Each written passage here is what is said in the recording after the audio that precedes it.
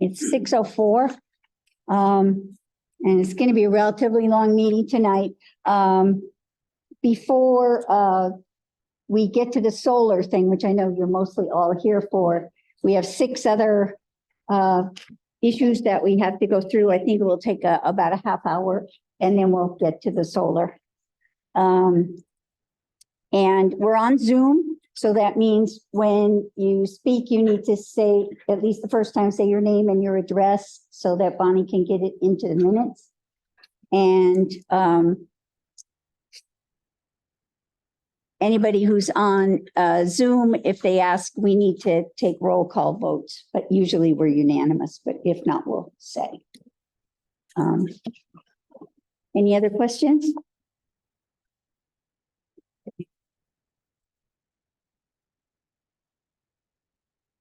Okay, the first case we're going to take up is Hickory Lane Gas Main Reliability Project. And the representative for this is Paulina Safran. She's on Zoom here. And they've applied for a certificate of compliance after a project is finished. And they've completed all the conditions except for the ones that are continuing. They apply for a certificate of compliance, and we check it all out, make sure everything's been done the way it was supposed to, and then it kind of clears away that project from the books. So Paulina, you want to give us a brief summary of the project? Hello, I'm Paulina Safran with SWCA representing Eversource Energy. So Eversource was issued an order of conditions in September 2022 for the installation of a gas pipeline along a portion of Summers Road and within a small portion of Hickory Lane. The proposed pipe was Wait, installed. stop a minute. What? Oh. For volume, please turn the volume up. It's up as high as it can go, I think. Do you want to come sit closer? No, that's what we do for volume. That's it. That's as high as we go. Oh, thank you. If you have it as high, I don't think it can go up any higher here. Yeah. No, We usually don't even have that. Yeah. but That's you're it. welcome to come closer. Good. Okay. Sorry. Okay, go on. Can you hear me? I'll speak closer to the microphone. Thank you. It's a little better. So this was a project for the installation of a gas pipeline along Summers Road and a small portion of Hickory Lane. The proposed pipe was installed within the existing paved roadway using an open trench method, except at the Summers Road bridge crossing of Scantic River, where it was hung from the existing bridge crossing. So construction for this project is now complete and the area has fully revegetated, and Eversource is requesting a certificate of compliance. And I have attached photos of the site with our application, but if you would like, I can share my screen and go through some of the photos. No, I think we're The set. The photos were pretty good unless anybody has any questions. Okay. All right, we'll take a vote on the certificate of compliance if nobody has any other questions. No. All in favor? Aye. Opposed? No. No. It's unanimous. I should put into the record that Ted Siebert did a site visit on the 30th of November and said it was hard to tell where the work was done. It was very nicely done. I believe the DPW actually repaved that whole roadway, so. Ah, that's why. Yeah. Okay. Yeah, they did. But even the places on where they weren't in the road, where they were in the lawn, you couldn't see it anymore. It's good.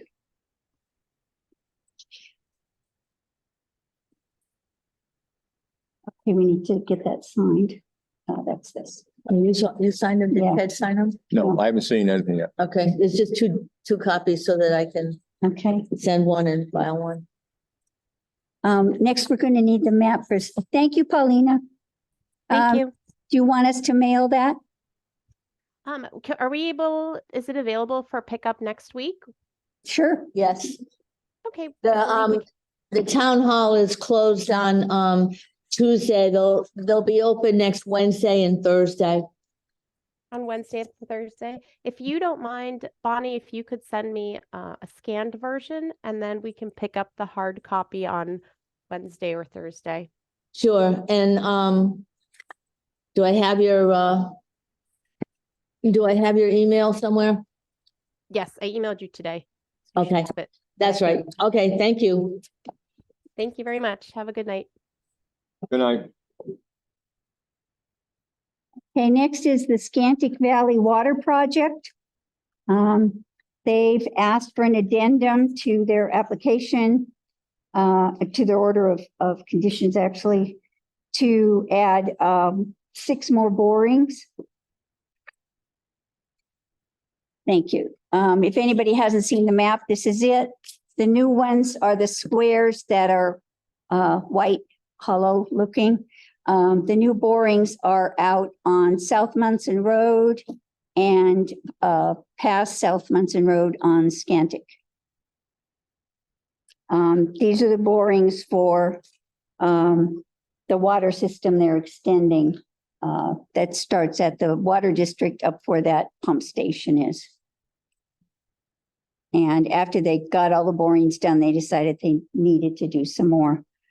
This is not a major project. It's just an addendum to the RDA.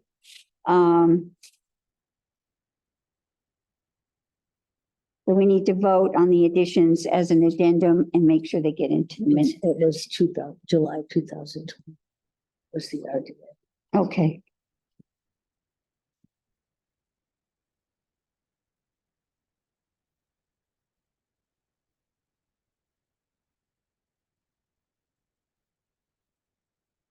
Want to make a motion? Yep, well, you want me? Make a motion to approve? Yeah, to approve the addendum. Okay. Make a motion to approve the addendum to add 6 more boring locations to the Scantic Valley Water Expansion Project. Second. All in favor? Aye. Okay, it's unanimous.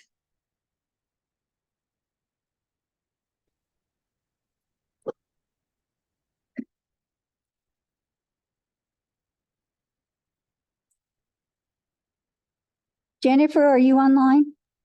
Yes, I am. Does anybody have any questions about this project? Do you want to pick it up or have us mail it? If you wouldn't mind mailing it, that'd be lovely. Okay, thank you very much for attending. Yeah, of course. I'm glad I was here in case anything came up. Have a good evening. Thank you.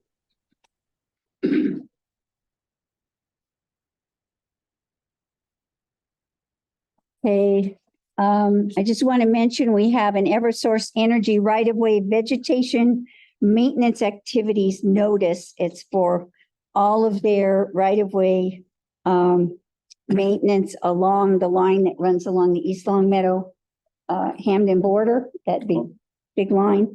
If anybody wants to read it, we can send out copies.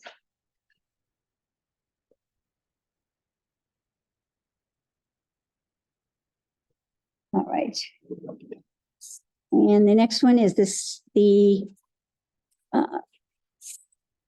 Conoco Mass Electric utility pole installation.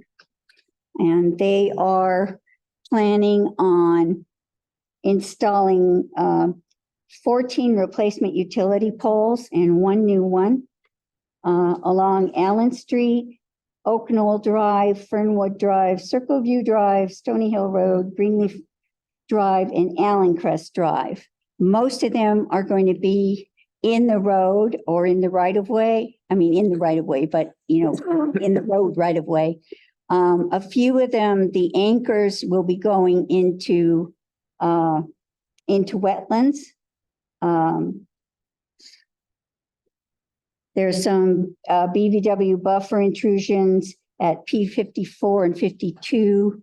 The numbers don't show on this one, which are out towards the right-hand side, I think.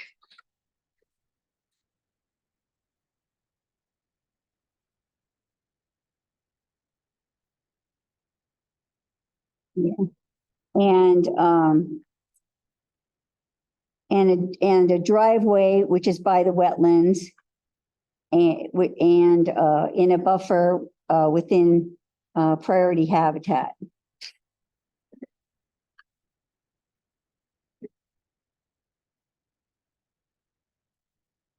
There will be some tree trimming, and they mentioned removal, so I asked for a map of the trees to be removed. I haven't got it yet, but we will be asking again.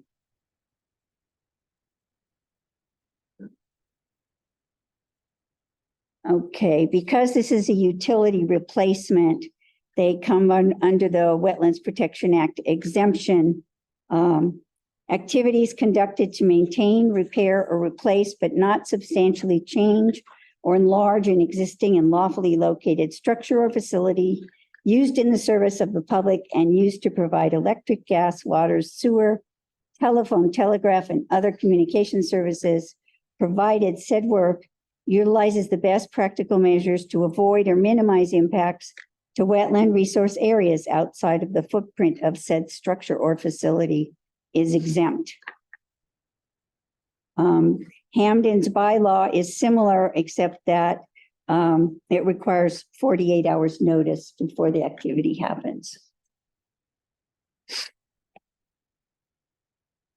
Natural Heritage has been informed about the priority habitat element of this project. Anybody have any questions? What habitat is preserved? Priority habitat? The Endangered Species Act requires that the state identify where the rare and endangered species of wildlife and plants are in a certain state. And if you go on to our GIS map, our town GIS map, there's 2 blocks you can click for priority habitat, and you'll see that they look at all the state and they map out big polygons, big circles kind of where the endangered species habitat and creatures have been cited. So it doesn't mean you can't do anything, but it means when you're going to build or do something that's going to disturb the soil or the shrubbery or whatever, they need to be notified, and then they tell you any precautions you need to take to keep the creatures safe. Like very often for forest cutting, they'll ask them, we have a lot of box turtles and wood turtles. They're less active in the winter and they tend to go underground where they're at least a little bit protected. So they'll ask them to do their cutting between usually November or December and March or April, depending on which turtles it is. So, so that it's part of the Endangered Species Act, but it's our local state version of it. In many cases, they'll have to actually put up fencing and go through and scan and to pick up every animal that's there and remove it from the work site. Yeah, for something that's very disruptive, like building a house, if you're clearing for a house and you're going to be digging basement and stuff, they'll hire somebody to come in and scan through and find the turtles and put them outside the fence so that they'll be safe during the building. They are good climbers, though. They can't go outside hay bales. They'll go right over them, even though they're little dudes. Any other questions? Okay. So do the commissioners have any questions? No. Okay. All those in favor? Aye.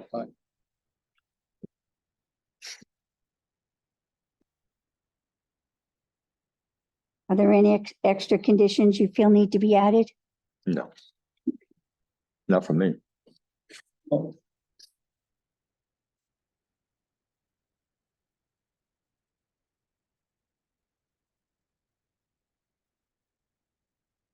Okay, we don't have anything to sign for that because it's just a notification. It's just if we want them to bring us more stuff. Okay, I've already mentioned a little bit about the forest cutting plans, but I wanted to remind people that we're now in December and you may hear chainsaws in the woods. A lot of people have their permits for cutting that go from December 1st to the end of March. So In fact, they used to go from the middle of November to the middle of April, but because of climate change, they've shrunk it down a little bit to when hopefully the ground is frozen and provides some protection.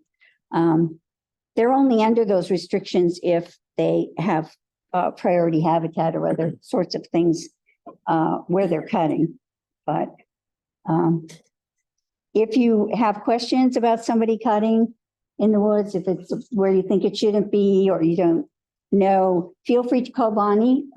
She has a direct line to the state forester and she can make sure that they have a forest cutting plan or that somebody knows that there's a significant amount of cutting going on. And if they have a valid plan, it will be up on a tree or a post in front of whatever parcel they're working on. Yeah, usually they post a notice. But you should also know that there's an exception to the rule for 5,000 board feet of wood that you can cut on your own property as long as you don't do it in wetlands or priority habitat, just for your own use. So if you're cutting a cordwood for your fireplace or whatever, if you're going to do that, you should check the maps and make sure you're not cutting in priority habitat, but otherwise, you're automatically allowed 5,000 board feet and in some cases 10,000 board feet. Okay. All right, and I wanted to update everybody on the Mill Pond. We've talked several meetings already about projects at Mill Pond. Originally, the Concom got involved in it because there were several complaints about activities that were happening. The Mill Pond complex has like 4 parcels in it. And in the rear parcel at the backside of Mill Pond, there's a vernal pool and somebody was using heavy equipment in the buffer to the vernal pool. And there was a good bit of dumping of, I guess you'd call it landscaping type materials, some filling in of ditches back there, which changes the drainage. And people not appearing to understand where the right of way for getting into and out of the area was. So the commission decided that in the 2 most difficult lines, we hired someone to do a survey, which is going to get done in between January and February. That's when we're in line, so that's when they expect to get to us. And they will survey the lines that go along behind the Genevieve Road properties and behind the Colony Road properties. And also they will survey the right-of-way, which goes from the end of Genevieve Drive into the parcel. There's a little, like a walkway. And after that's done, we plan to put up signage so that people know where things are so that they probably won't, I think that they probably won't dump and things if they see that it's actually somebody's property, the property of the town.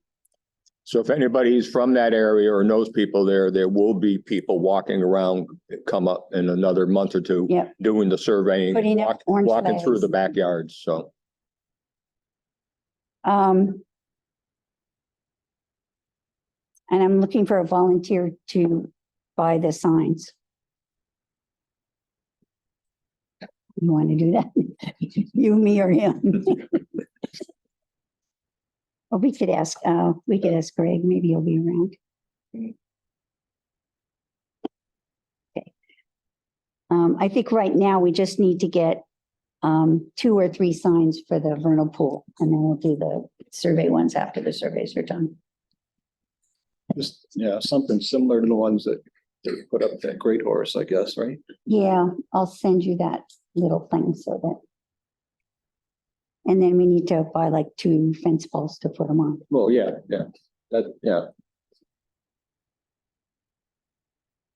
Okay. Meanwhile, the select board already had some interest in Mill Pond because it's overflowing significantly during storm events. as is the conservation area across the road from it. That's essentially drainage from the elderly housing. And one of the select board members had expressed some interest in trying to see if it could be made available for ice skating in the winter. So there was already interest in several ways. So they had a meeting to talk about it. And they're forming a small committee to look into grants to try and improve the stormwater response of the pond, which may include dredging, but also looking at the culverts, conservation area across the road, and possibly at some recreation opportunities there.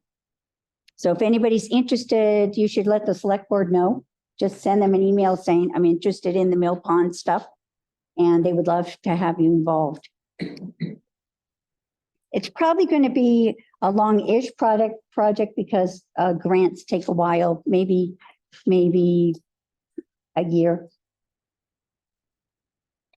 Dawn is here if you want to talk directly to Dawn. Dawn, want to raise your hand? There you Oh, are. I'm back. I knew you were here. He's our liaison to the select board, so if you want to just catch him at the end of the meeting, that would be one way.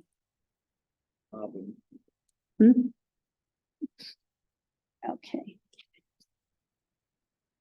All right, and the master plan committee has asked for a representative from the commission to the master plan committee. I don't know how we're going to do that. Maybe a new member. I told him it was impossible right now. I said I would ask. So, somebody wants to?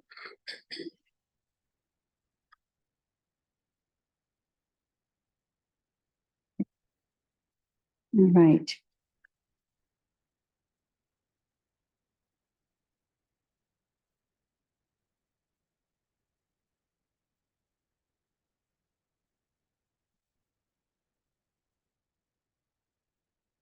Okay, next we're going to sign the consulting agreement or vote on the consulting agreement with Ty and Bond.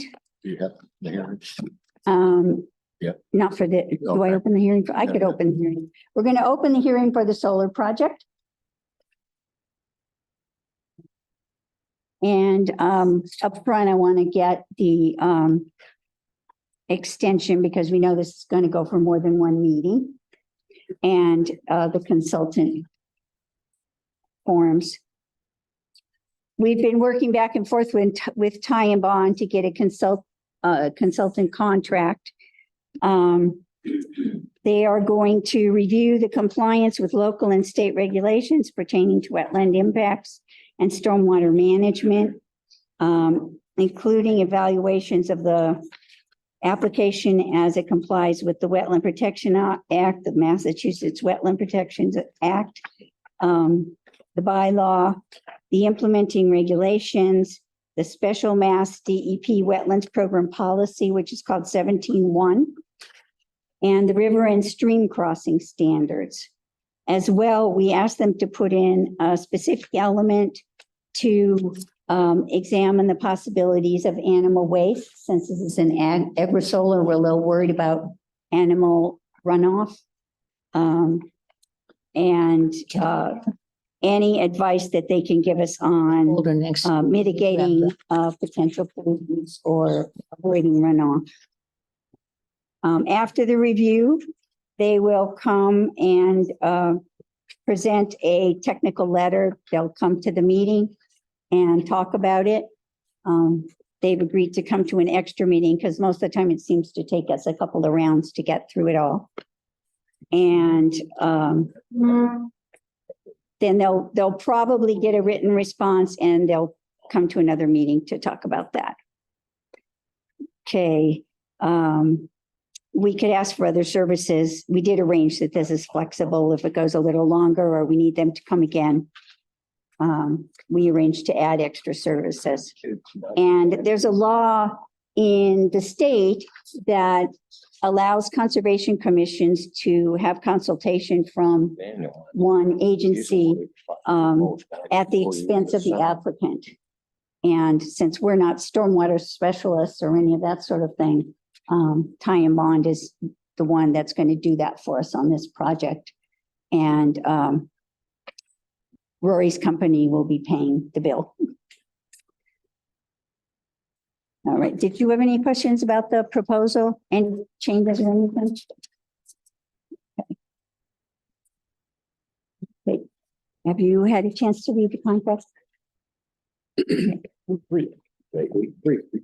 Okay, I did ask them to put in an evaluation of the ambient noise levels. So Yeah, we have something you to did put compare. that in there too. They right? didn't put it in. They didn't feel that they knew how to provide that. Oh, So, Really? yeah, so we'll have to look for that elsewhere. The big concern there is just the, we've discovered that batteries and the accompanying fans make a lot of noise. So, the way they measure that noise is against the original ambient sound level. So we've been trying to get somebody to do an ambient sound level, so there's something to measure against. But we haven't found anybody who can do that. If you know somebody, let us know, because otherwise you just have people complaining about noise with no comparative measure. Okay, all in favor of approving this contract? I do. Okay. Where's the good copy? Who left the good copy?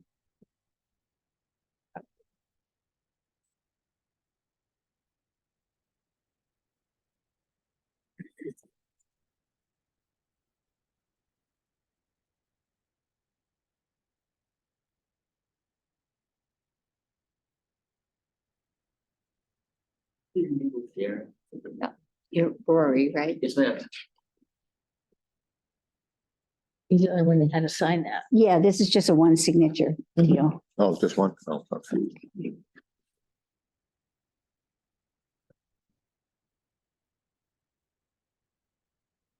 Where does this go? Yes, it gets sent to Ty and Bond. And as soon as they get it, they will start the review. Okay, do we have another copy? And then you could sign it and I could give it to Lori. The one I have, I scribbled all over. Well, which one is it? so, The Ty and Bond, Well, I know, but what version? oh, this one. It's the 18th. 18th? This may be good. Oh, this is the 18th. That's good. This is probably, is this good? you got it. Gave them. Oh, she got, oh, okay. The early one was from the 12th. Well, I'm gonna give him this one. Okay, That way he'll have, excellent. Okay, we have with us Rory Walker, who represents 0 Point Energy, and Nick Fasendola. I know I pronounced it wrong. And they will give us a short presentation on the project. Good, we did 6:30. Right on. Okay, I'm going to ask you to just let them present, and then we'll have a big space for all the questions so they can kind of get through it. Yes, please. Cards and return. This is the proof they're required to provide that they sent notices to all the abutters. They fill out all these little forms and get them back to us, and they take copies to the registrar somewhere else. Okay, Good evening. Again, thanks very much for taking the time.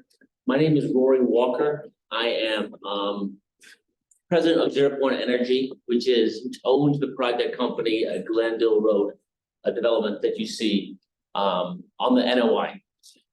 Joining me again is Nick Fasendola. He's a civil engineer from Level Design. Also via Zoom is Caleb Scott from United Agrivoltaics. Included in the NOI submission is a agricultural integration plan. And at the last person to speak will be Caleb, where he'll give a brief overview of what's noted in that. To start with, allow me to just provide an overview of the property. Again, the site address is 530 Glendale Road. This is the rear lot referred to as parcel 16 and 1665. The property consists of 53 acres. of which we will be utilizing 21 acres for solar. It currently has a chapter 61B classification, but it has been approved to be part of chapter 61A starting in year 2025. If anybody can't see, please feel free to move your chairs about.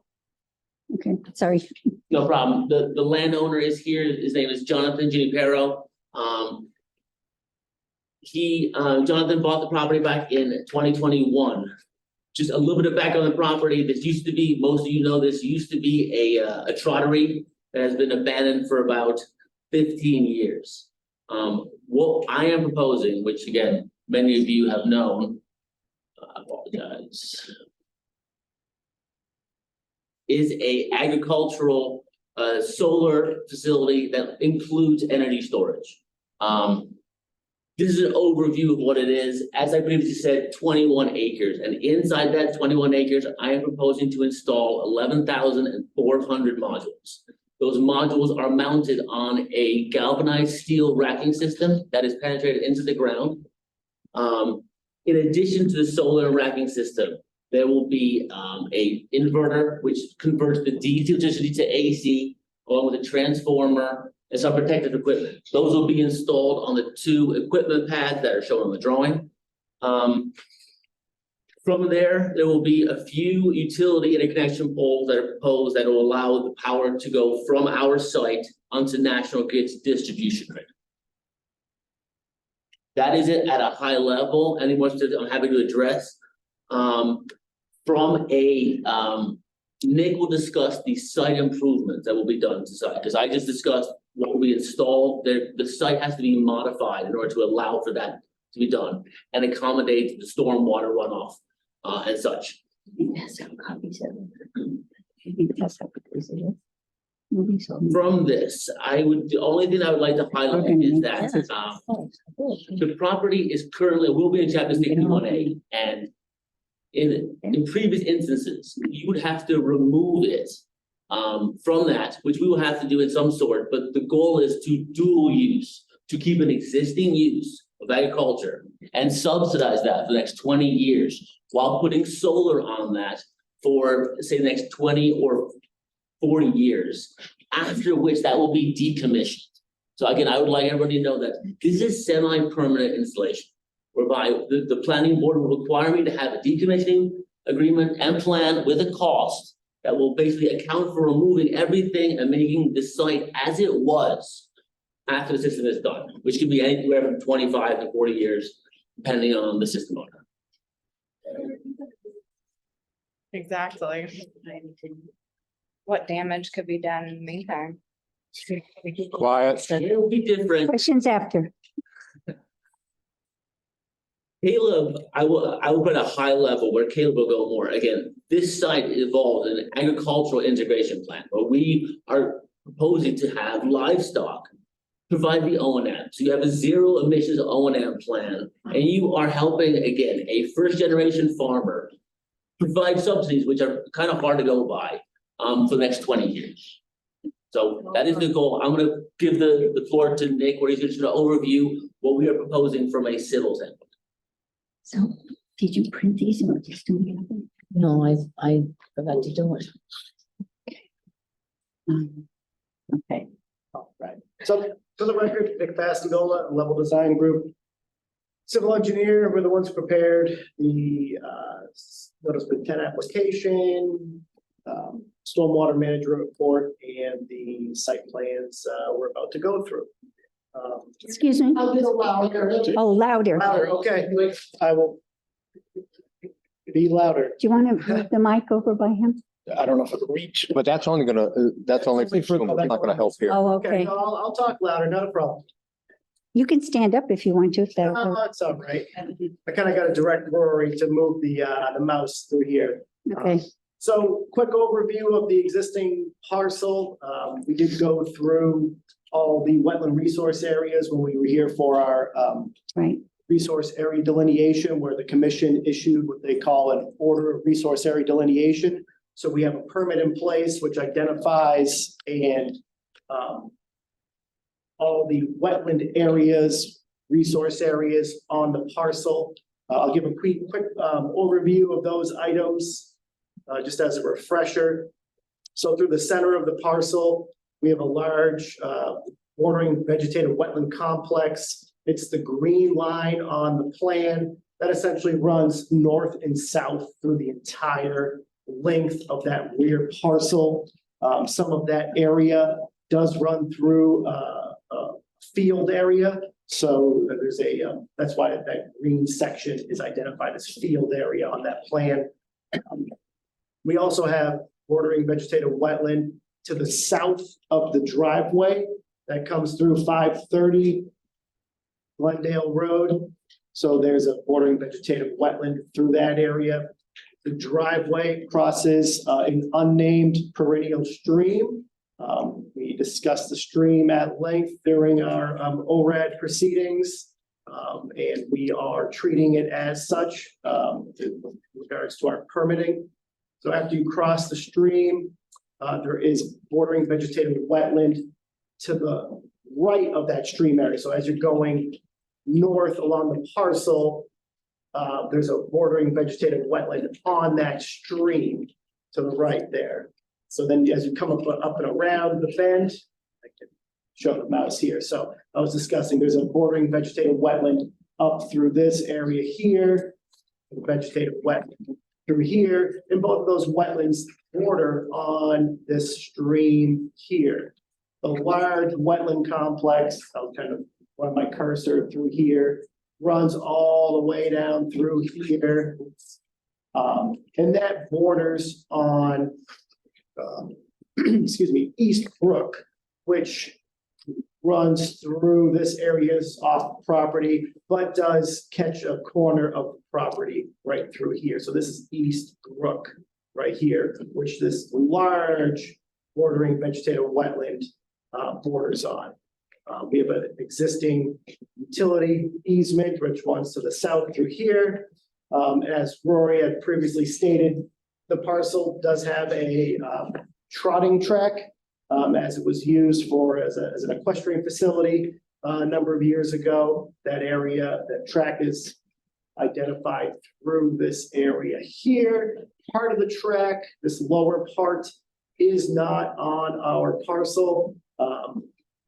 This area right here is not under our control, so we will not be doing anything with this area to the south of in this area right through here. The property line, I'll kind of highlight it. It kind of comes up, comes over, does this weird jog, comes up, comes around, comes up to the north, goes over, and then all the way up.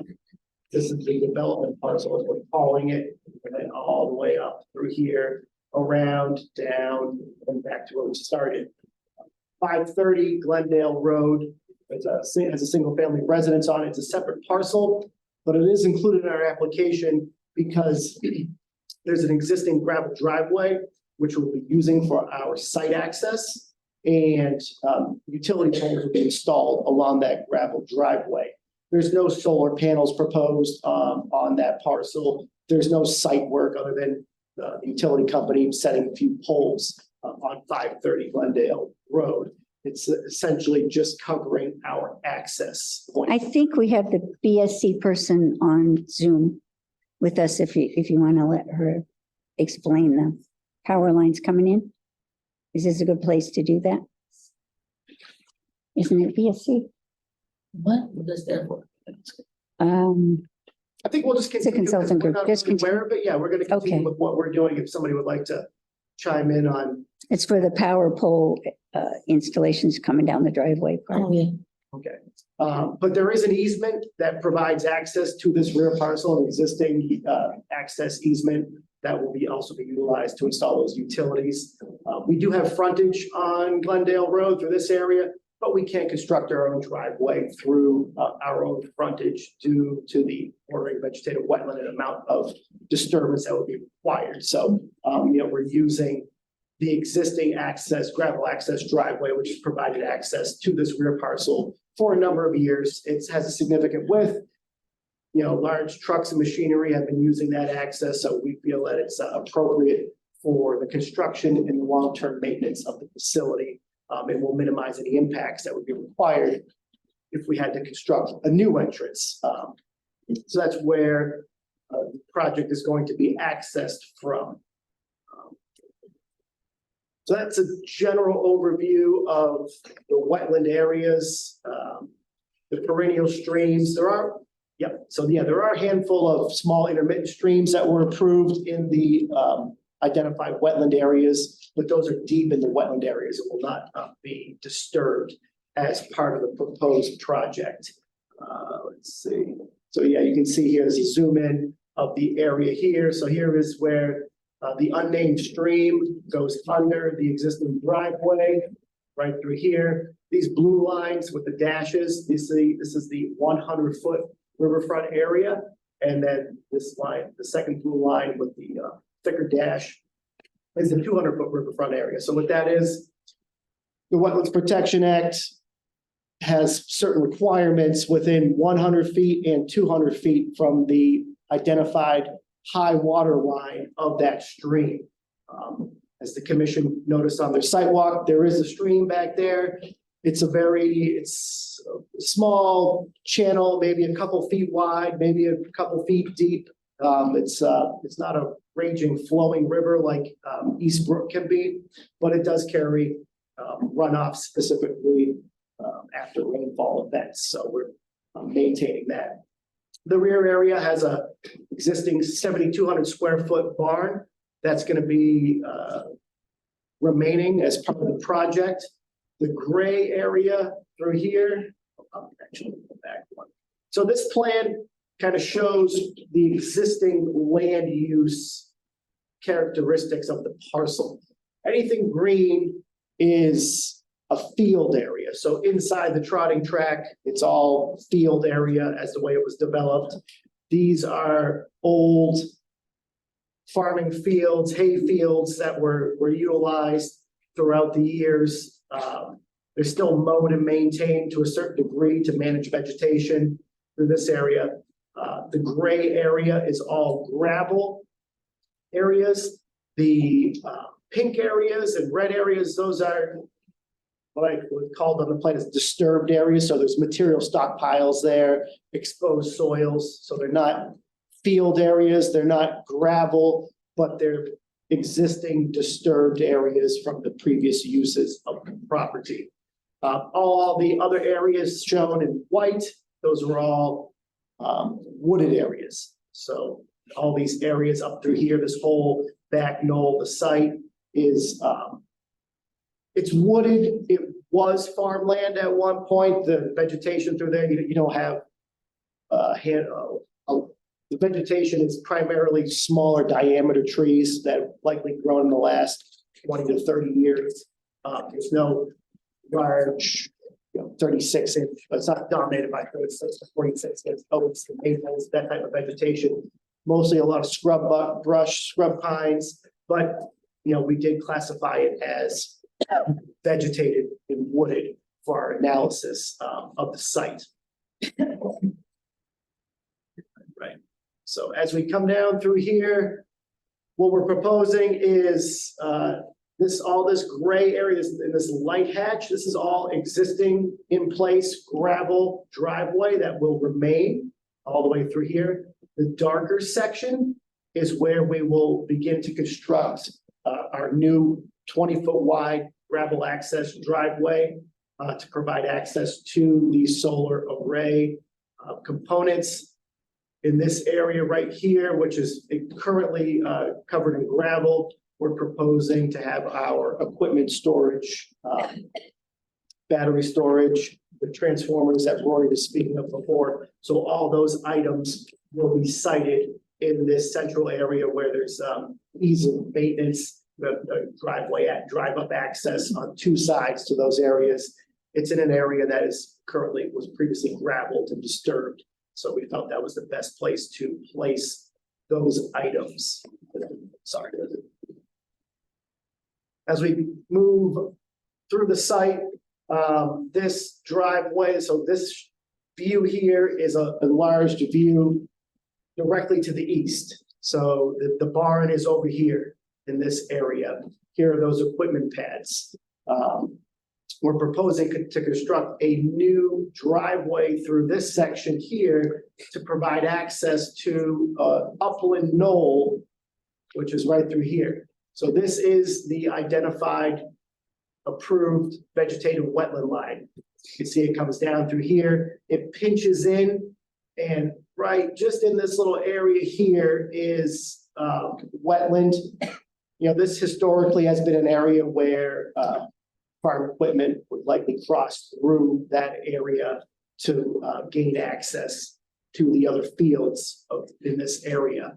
So what we're proposing to do is construct a 20-foot wide gravel access driveway, and we have a wetland disturbance of the numbers here.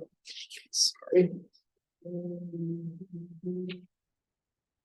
Right. So it's a 4,000 square foot disturbance. That's the side. Oh, I apologize. It's the wrong number. We have a 2,500 plus or minus square foot disturbance to the actual bordering vegetative wetland. And I can zoom in here to kind of show. Actually, you know what? I have a specific sheet. Messing all this. Sorry. Dig into these facts here. Okay. So this is a sheet that is a blow up of that crossing and how we're proposing to handle the wetland crossing. So this area right through here with the hatch, that's my 2,500 square feet of wetland disturbance. It's required to do the site grading for the driveway, and we're going to be installing a 24-inch culvert to maintain hydraulic connectivity between the northerly part of the bordering vegetative wetland and the southerly part of the vegetative wetland. During the ORAD process, it's the process to identify all the wetlands. There were no identified intermittent streams through this area. We had an intermittent stream further to the east of the property, but through this area, there's no intermittent stream, which is why we're not proposing a culvert or a larger structure that would be in compliance with stream crossing standards, because it's solely a wetland filling where we are maintaining hydraulic connectivity between the north and south side of the area. So that's why I know there may have been a question from the commission, why aren't you putting in a large three-sided box culvert that complies with stream crossing standards? That's the reason why that's not being done. And the reality is that would cause much more disturbance, as we have to raise the grade another couple of feet, and we'd have to have more wetland disturbance to put the larger structure in. So having this smaller structure results in less disturbance through that area, and we're able to maintain the flow through this wetland as the grade goes from north to south through this area through here. And we have a small, this hatch area here. This is a stormwater management swale. It's going to be a stormwater swale with check dams to collect the runoff as it comes off that side of the driveway. The driveway's pitched to the south to collect all that runoff. And then we have a small little cul-de-sac here to serve as a turnaround area for our maintenance and access vehicles. But that's in general the proposed wetland filling area. And then we have our proposed replication area. We're trying to replicate an area which is as close to the disturbed area as possible. And we found that this area to the north right here is an appropriate area to identify for possible improved wetland replication area. So that area right through there is approximately 3,400 square feet. So it's a little bit more than 1-to-1 from the 2,500 square feet we're proposing to fill. We have a handful of plantings and other items that are part of the rest of wetland replication plan, which are identified on this sheet. I'm sure the consultant will review those, or we can address any questions on any of the work. It identifies timelines when the work should be done, other additional erosion control measures when working within the wetland area for this crossing. That is that area, and also as if we're working within the wetland, we're also working within the town's no disturb zone. So there is some work within that zone, which is shown as the red line. We did our best to minimize that disturbance, but you know, this area right through here is in the 25-foot NDZ as we're looking to provide access to that upland area. Right. So, sorry, pop back around. So moving north, so this is all proposed driveway. So to the south here were those equipment pads that we were looking at earlier, and the barn. So this is a section of new gravel driveway, which we are proposing come along through this area and ended a cul-de-sac area through here. The area up in along the property line here, we get relatively close to the wetland. We are not disturbing the wetland, but we are getting very close to it. We are proposing work within the 25-foot no disturb zone through this area. This is the only place to construct an access to gain access to the easterly part of the site. We have about, you know, a large 10 to 12 acre section of upland. So we were able to squeeze a driveway in. We did everything we could to minimize the impacts through this area. We necked the driveway down to 16 feet as we come through this area. And we're going to have two small retaining walls, just a couple feet high, block walls to the north and to the south to minimize any grading through that area. It's very tight. We were able to maintain our separation from the wetland. And we'll also be installing a 12-inch culvert through here, as it does appear that some channelized runoff does enter from the off-site parcel. This line here is an identified intermittent stream, which is inside the wetland. So we are installing this 12-inch culvert prior to where the intermittent stream was identified, because there is, if you walk through that area, you can see a shallow depression where water will likely pool once the driveway is connected, or excuse me, constructed. So we wanted to make sure we connected any runoff and gave that runoff an ability to get to that intermittent stream into the wetland. Coming down through here, we have our proposed driveway right here. Okay. As we continue to the right of the site, so it's mostly just installation of solar panels through this area, the racking system.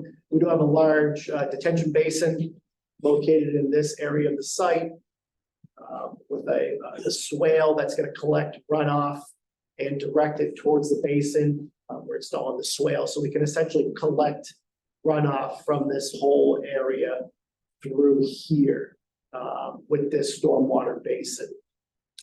The basin has piped overflows and an emergency spillway, which directs overflow water towards this existing upland area, which eventually drains into the wetland area. This right here is is that a transformer pad? Correct. So this is a second transformer pad. This is the only other identified or proposed pad mounted equipment on the property, other than the other pads where we're going to have battery storage. It's not a battery, this is just a transformer. And as part of this installation, the applicant's proposing to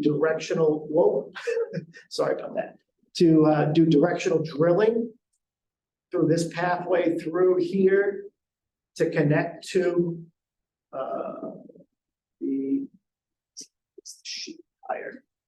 the main utility pad, which is located here. So they're proposing what's going to be 2 4-inch conduits that would 2 inch for communication. with 1 2-inch for communication. those that would be directionally drilled underneath the wetland area through there. We do find that that is the least invasive type of installation for this, or else there'd be multiple subsurface conduit runs that would need to be constructed throughout the site and through the driveway. So we've used this on other projects and other sensitive areas to great effect, and we feel it's a good application to minimize disturbance of the resource areas in this area. So just as far as the wetland area goes, it would be going under, it goes to probably about 10 feet ballpark. 10 feet down, Excuse me, 10 feet deep. Under, 10 feet underground. It has to vary because again, the boulders.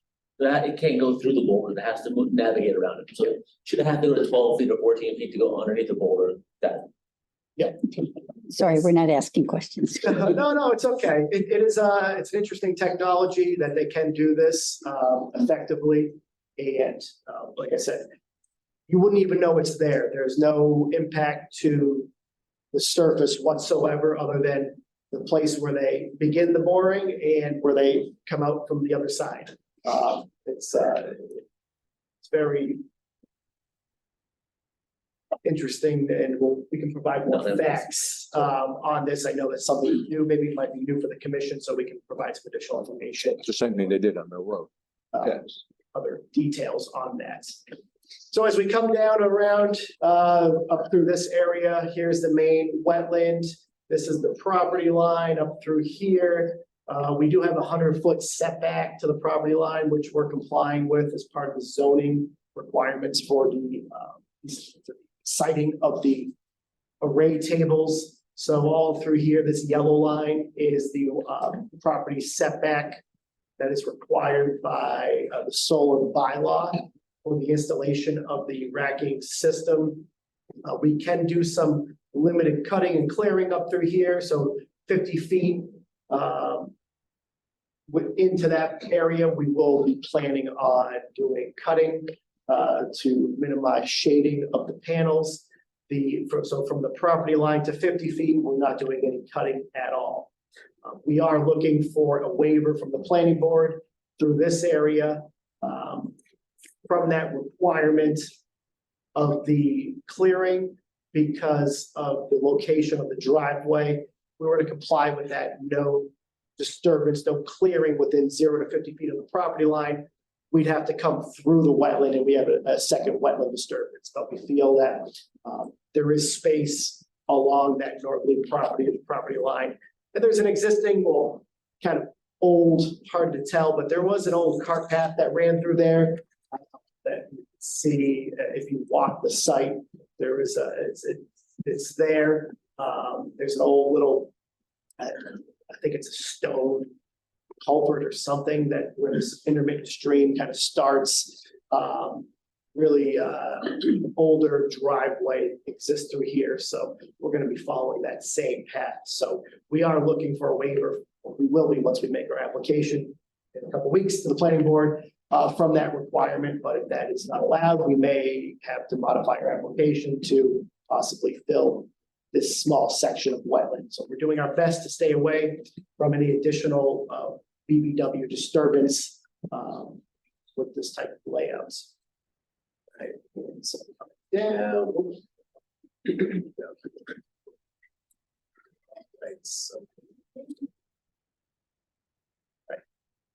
So this area here, kind of rewind a little bit, get everybody situated. So we were just looking at this section up through here, and then we're going to move down towards.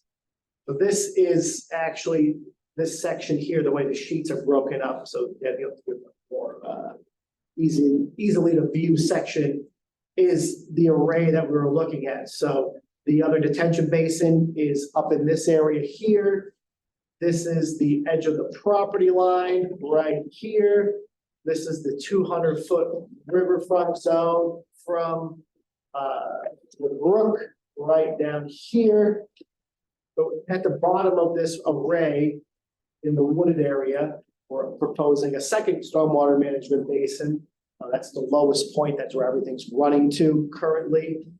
So that's another stormwater management facility item that we're proposing right here that has piped outlets to manage the runoff from that area of the site and an overflow spillway.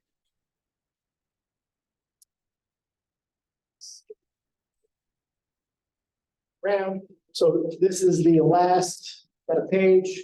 This area right here is the existing gravel track.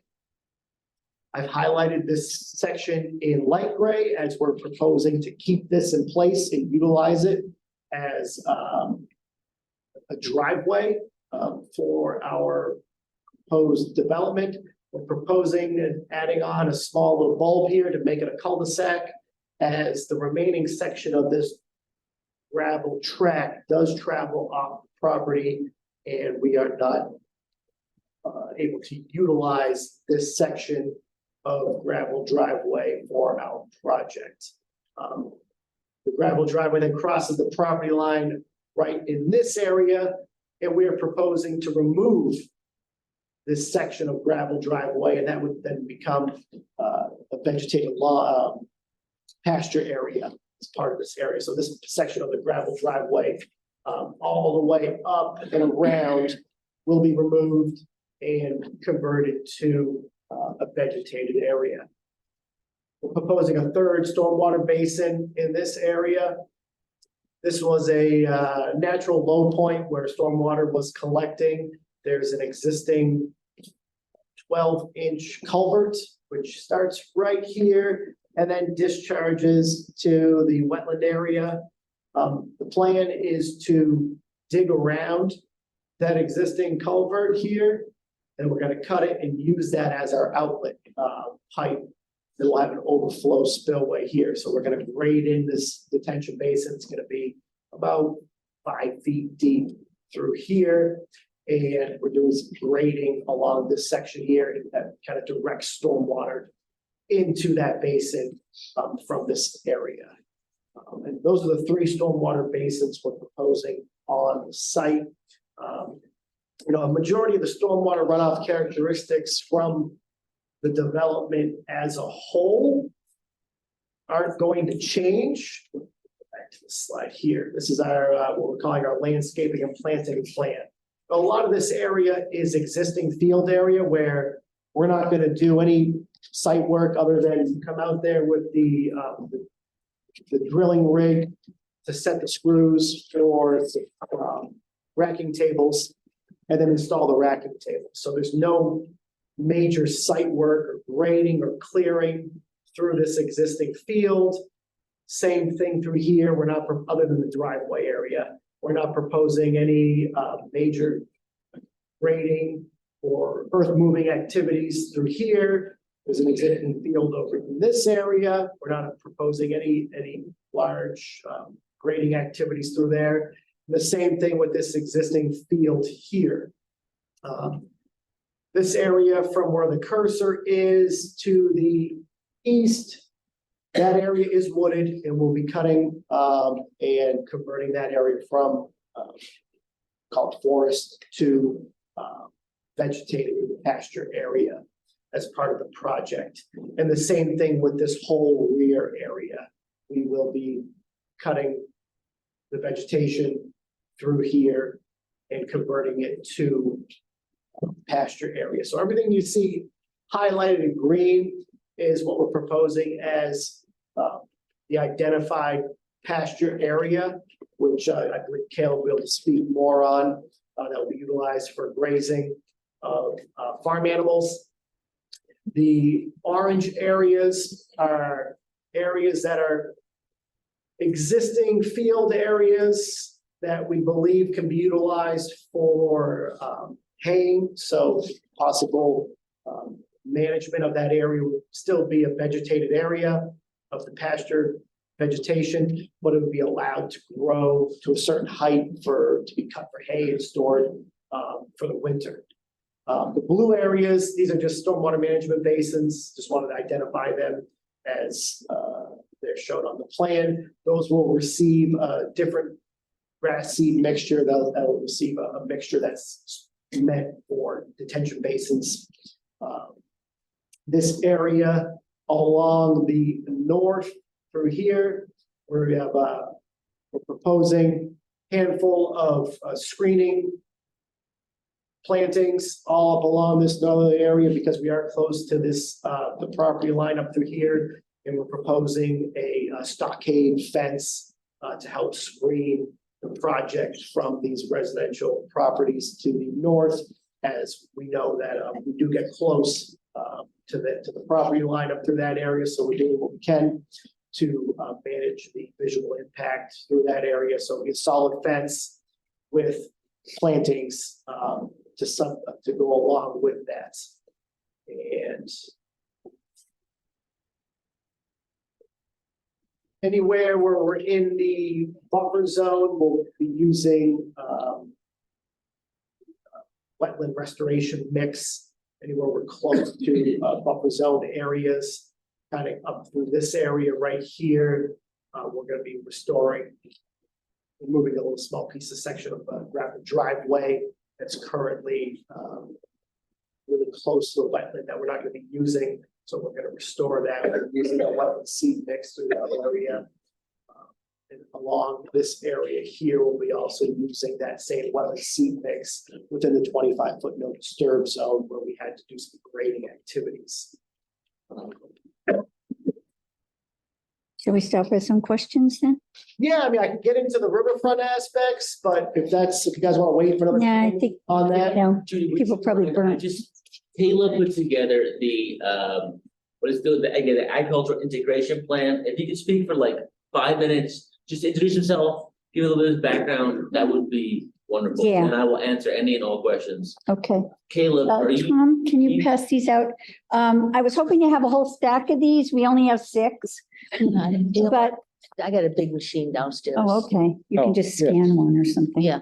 It's a basic list of the issues that we plan to look at over the next 4 or 5 months. What do you want, about 50 of them? How many people are here? Anybody have an 4, idea? 6, 8, 10, 12, 14, 16, 18, 22, 32. I'll make 7, 8. Yeah, it's Yeah. about 38 or so, so make It's 50. extras for next week. Yeah, make 50. Yeah, Well, well, he's got somebody. We got can somebody decide online, when so we it's have on, to. And then we'll quit. You're not allowed to speak. Okay, All right, excellent. Can everyone hear me all right? yep. speak as loud as you can though, sir. Okay, excellent. So my name is Caleb Scott. I am the Vice President of the American Solar Grazing Association, and I'm also the CEO of United Agrivoltaics. So what we do is we work with developers to make sure that agricultural integrations are being incorporated into these designs. And then we also work with farmers and landowners to create action plans around how to implement best practices moving forward. So we were approached by 0 Point to take a look at this site and kind of give our input on it as to how to make it most attractive to our farm partners and the property owner in regards to agricultural integration and shared use. I say shared use because it's a lot more than just dual use. Oftentimes there are, mini pasture pigs, micro mini cows, runner ducks, chickens, and those sorts of things incorporated into these projects more than just sheep. But our ultimate goal is to take this land here in this scenario, which is underutilized farmland, and to make it highly utilized farmland. And to also bring back more additional farmland into the community. So we can maybe very briefly go through this, but I just want to make myself available for any questions, both online and offline. Anybody can reach out to me at any time. I'm not going to get too crazy into our bio, but I've been doing this for 10 years. We have farm partners actively solar grazing on sites from Hawaii to the East Coast. And the bulk of our portfolio, though, is in New England. Thank you. I think we're going to hit that agricultural stuff about April. That's my looking at what I have laid out of issues we have to deal with.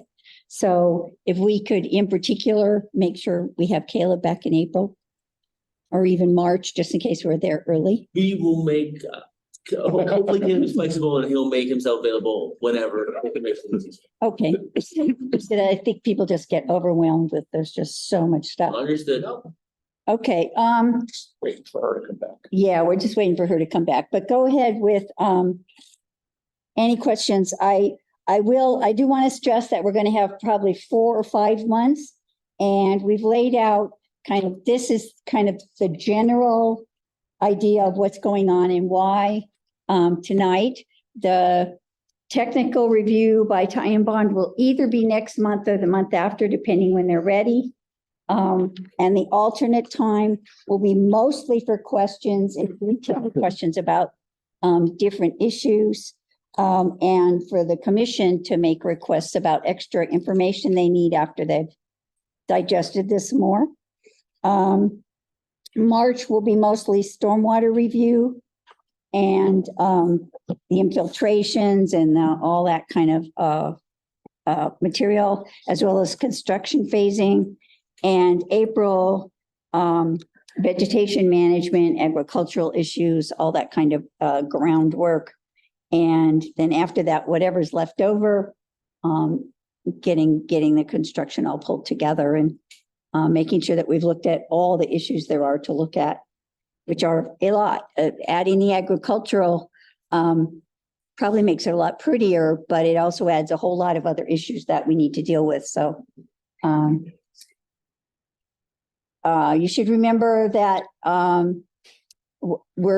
because whenever there's a lot of people, we use the formal style. So you should ask your questions to me, and then I'll direct whoever it is to answer your question. Don?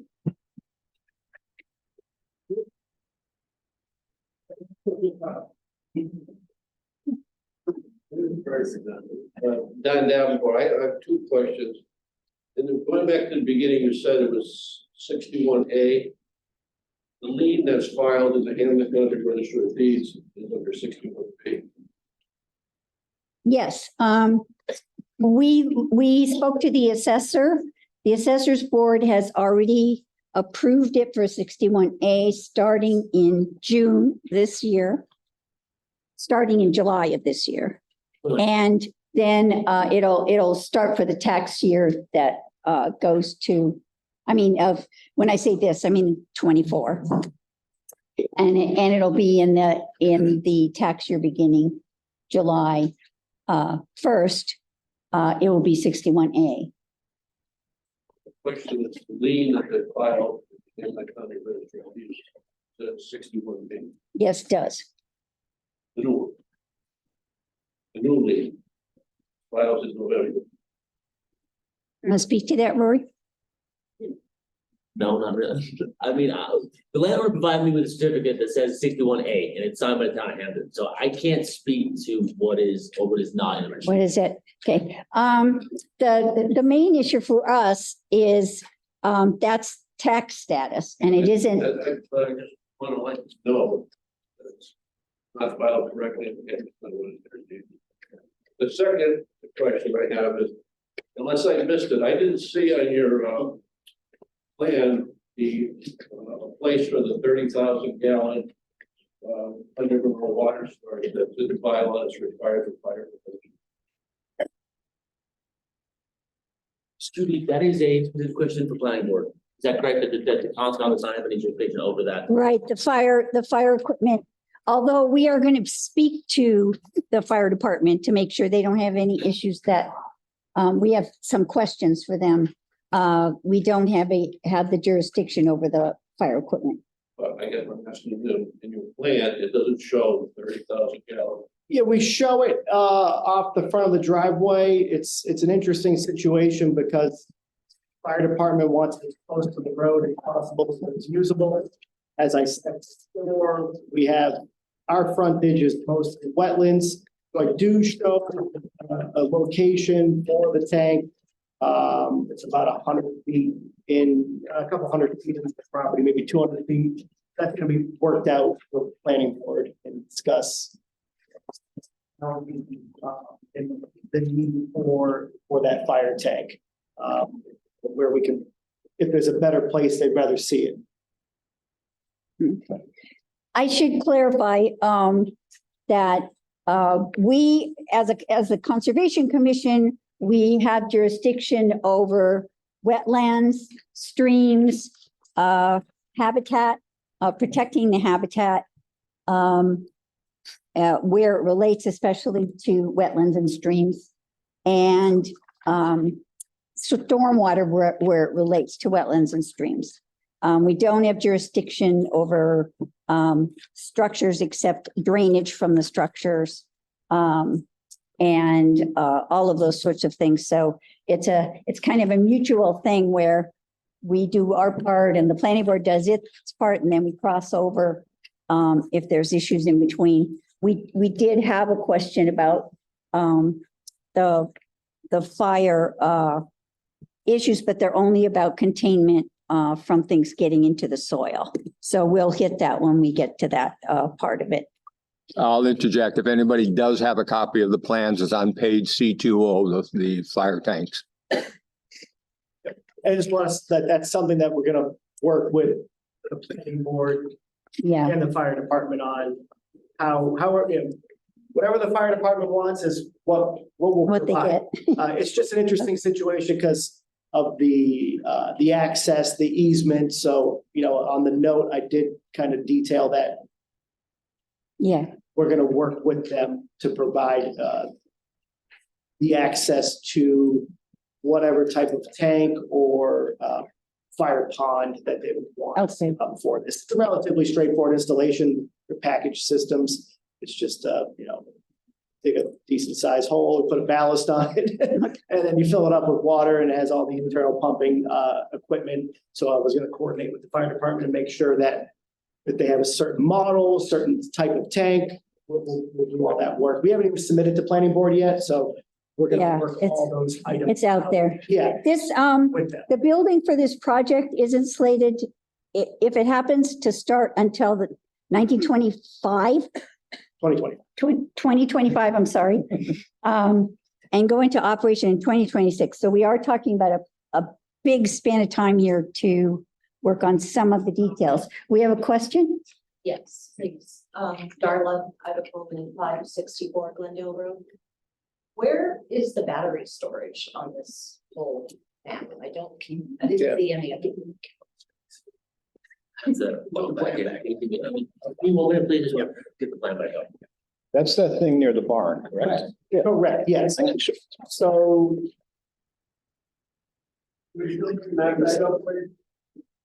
Oh, right. Big, like A big stick. Would that Oh, help? yes. So, You could put them on that stand there. yeah.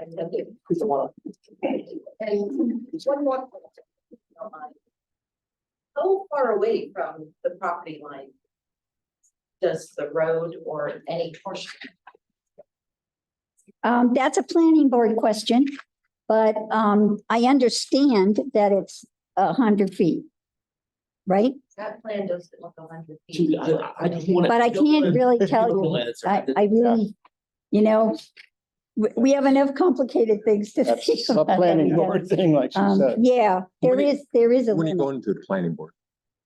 They haven't even presented to the planning board.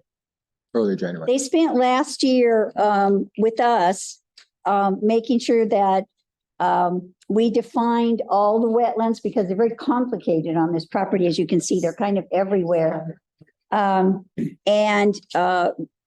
drawing them all out. Yeah. And agree on all of those things. So they haven't presented anything to the planning board yet. I just asked him and he's hoping in January they'll start meeting with the planning board too. So it'll be two streams of Yeah, maybe you investigations could pull going that in on. over here so that, I'm curious, that everyone knows that the track is made of clay. Why is it continuously called gravel? Is there a reason for that? I don't even know this. It is. the surface of it is gravel, so that's why they call it, it's a gravel track. But I'm trying to remember if they actually did pit testing on the track itself. I don't remember. They did look at it extensively because of we were worried about the drainage under it and where the drainage was going.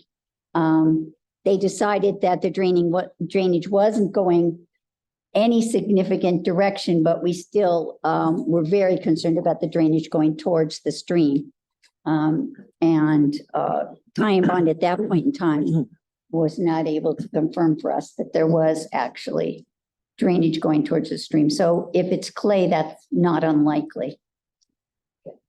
Well, there's a lot of clay there on that track. More than some past records of when Andre owned it. Got a question in the fall. That would affect, I guess, the agricultural effectiveness and how much stuff you would have to put on it. Is that so? The track itself, like the actual 20-foot wide path, but track. Is Yeah, I it mean, just look, the path or is it the center as well?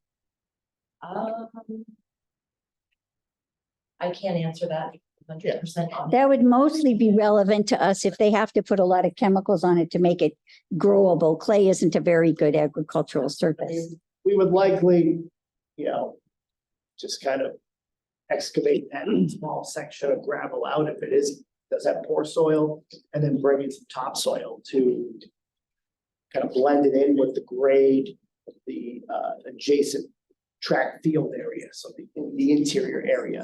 But it's a very small area, and we're getting rid of that track, but we're gonna keep the area on the westerly side, as we've discussed, where that helps us get some access without having to construct a new gravel driveway, as that whole area is in riverfront, so minimizes disturbance for utilizing, maintaining that existing use and ground cover.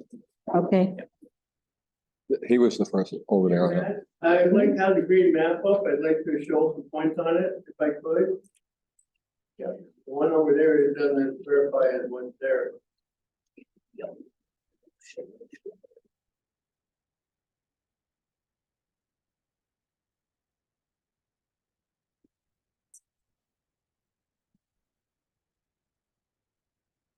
And you wanted the one with the most green? Yeah, that was like more detailed than the thing. I apologize. If you want to come up, you can point to it over here. We kind of. Yeah, I'm sorry, One nicer. May I answer your question? You asked about the storage, the end storage pad. I never answered it.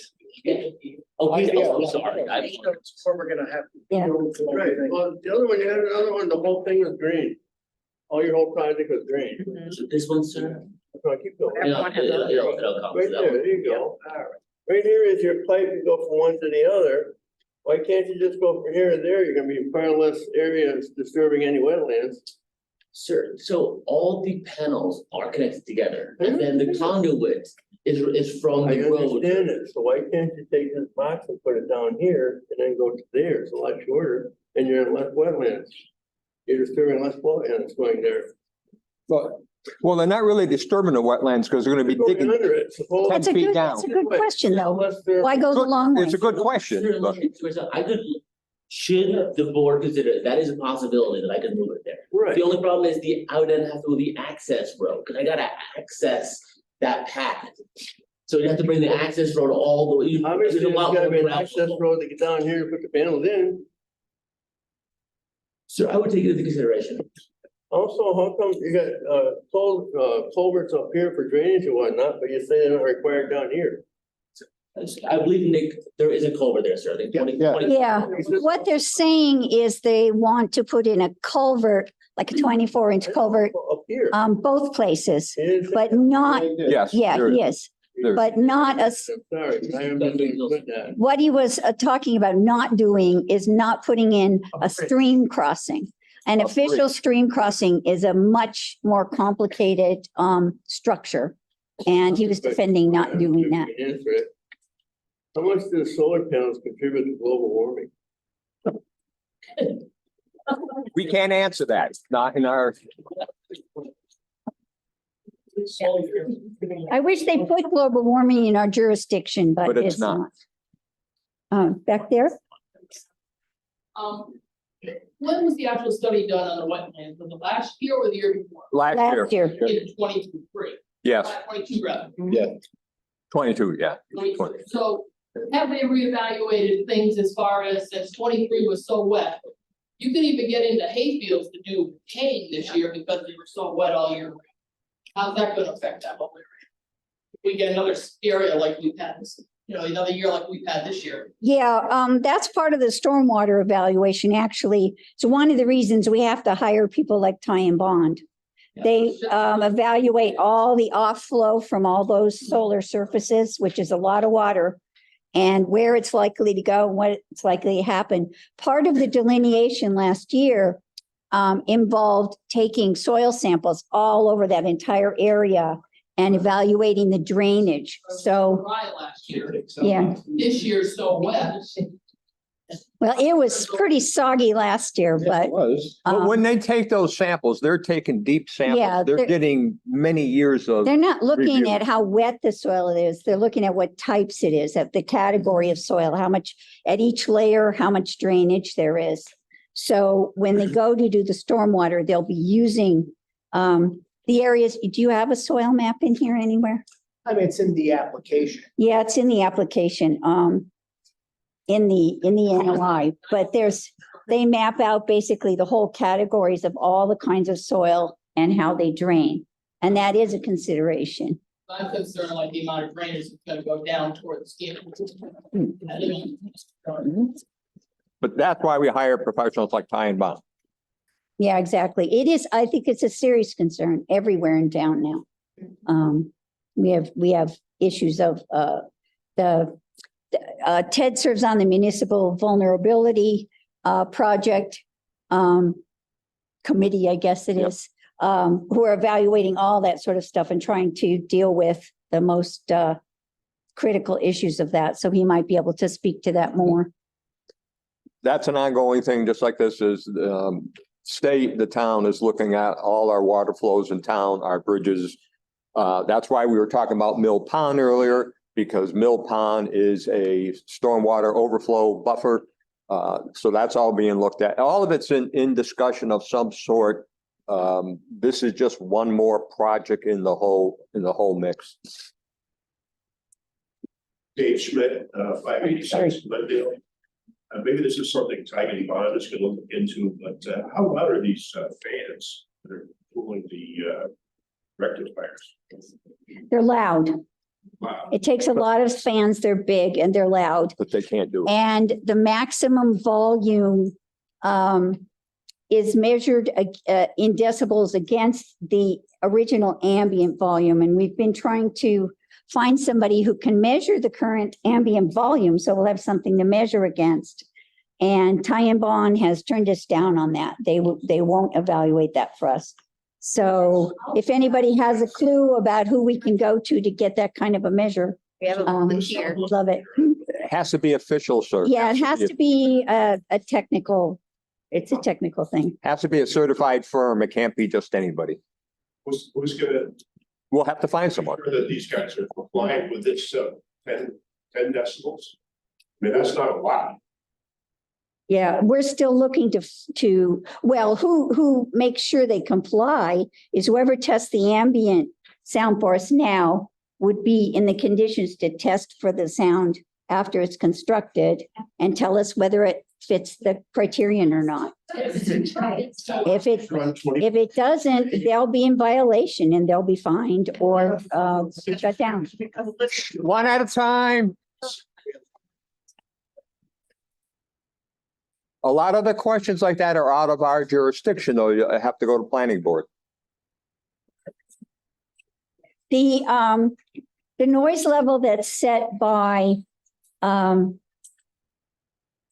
us to deal with has to do with the level that will disturb habitat that's nearby. The noise that will disturb the neighborhood falls to the planning board. It's one of those things that's different. We will try to work with them and figure out how to get it measured, but right now, I can't tell you. Back here. Anyhow, by Leslie Road.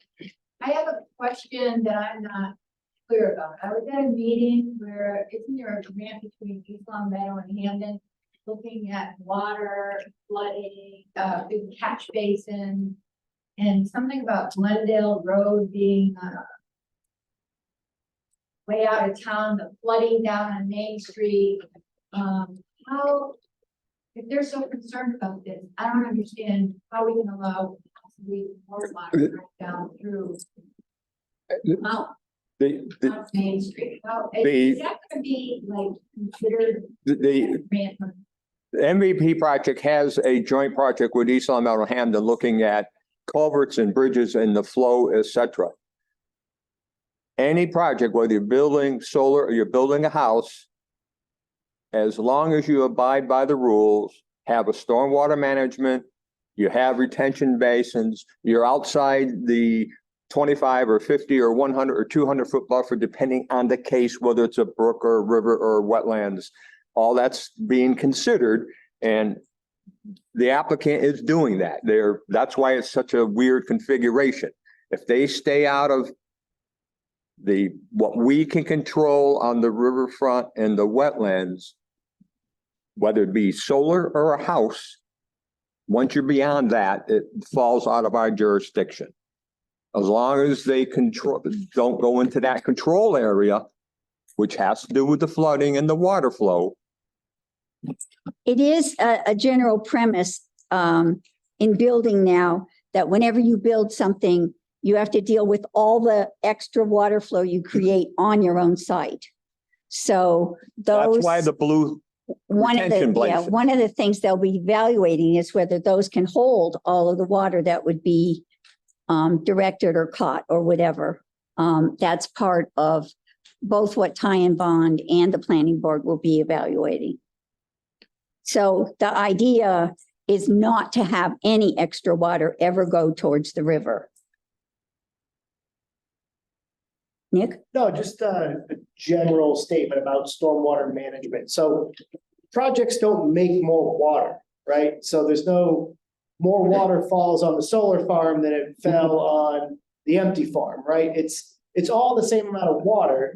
It is managing the ground cover. So that's why we put these basins in. So basically, sometimes when you have wooded areas, the water moves slower through the wooded area than it would through, say, a grassed field by a certain degree. And all these numbers have been calculated, and there's government reports that we do our calculations that's based on those reports. So what we do is we look at what the ground cover is today, and then we take an analysis of a variety of storm events that are pre-calculated for 2, 10, 100-year storm events.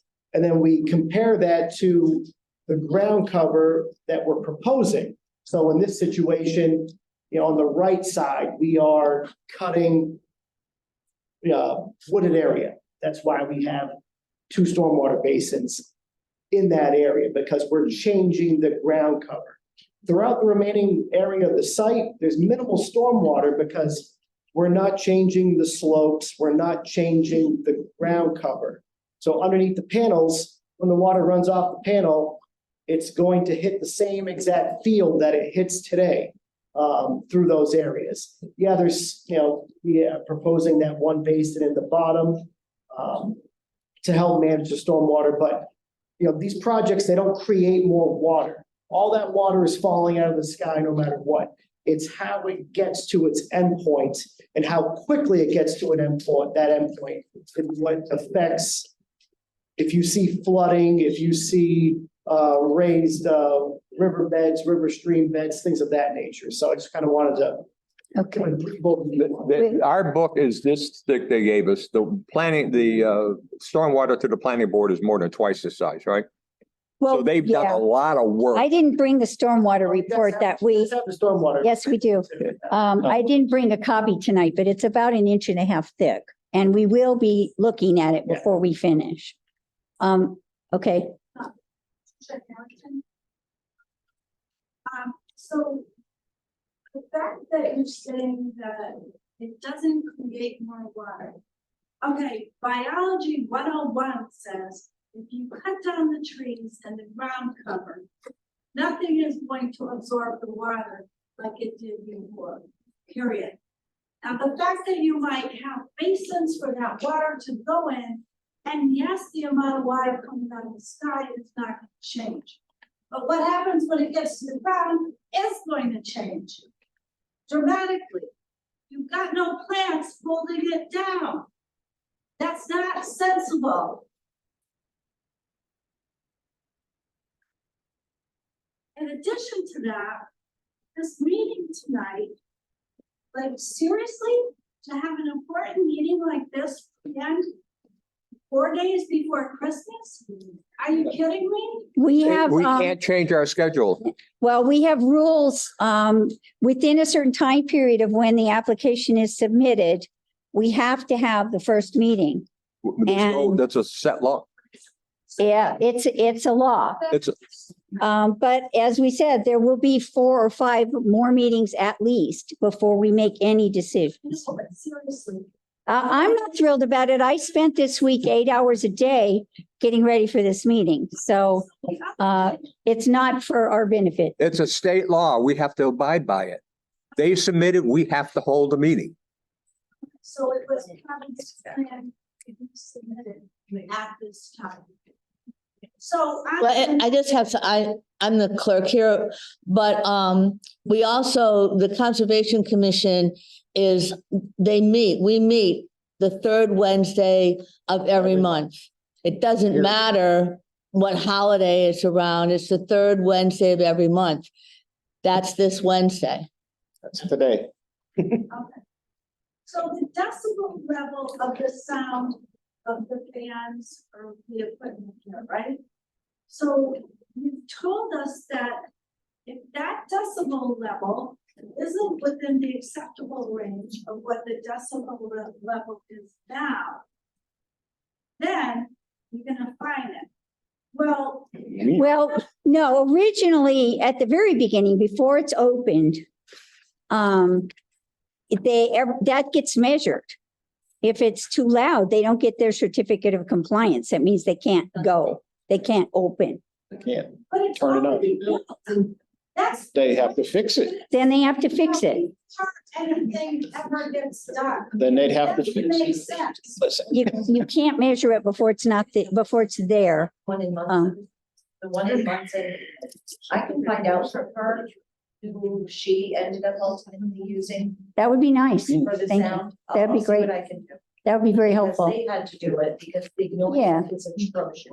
It's definitely an issue, but, and we can condition things. That's one of the things we're allowed to do. One of the leverages we have, so to speak, is that if we permit something, we can say you have to have this kind of a sound filter around it, and if it doesn't keep the level right, then you can't have it, so that's something we can manage, but it's not something that we can stop before it's actually there. So. Okay. Can't see. Okay. The one other thing. Yeah.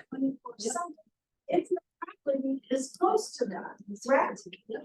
Correct. That's us. So how can you do that to the people in this town? It has to be within the level that is set by the state. If it isn't, then we can stop it. He wants to say something. Okay.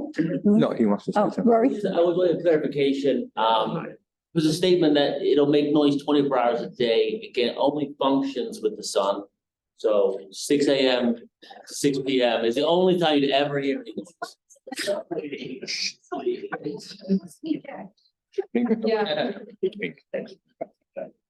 Oh, With me. Hi, Gina Sibella, 219 Ames Road. Agree with the applicant saying about this equipment not running all day, all night.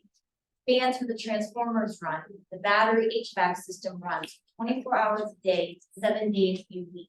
It doesn't matter if the sun's not shining. Sure, if the panels have a racking system and they follow the sun, that won't run during nighttime, but it will run. And my concern with the sound has been a big concern for people on Ames. And I realize what you presented to you about the sound law, the ambient sound levels has to be at the property line. I would really insist whoever is found, whatever professional acoustic management company is found, they come to my address because the echo between Glendale and Ames and that valley with Eastbrook magnifies sound significantly. We can hear the train in Wilbraham, we can hear it in Minnesota. I can hear when someone gets in Woodbury on Glendale. Yeah. I can hear dogs barking. I believe you. I believe you. Just for the record, I really wouldn't. We have the same situation where I live. If, And I do think, you know, we talk about daytime, nighttime levels. I also think it needs to be measured when the leaves are on the trees and when the leaves are off the trees. Okay? Good point. And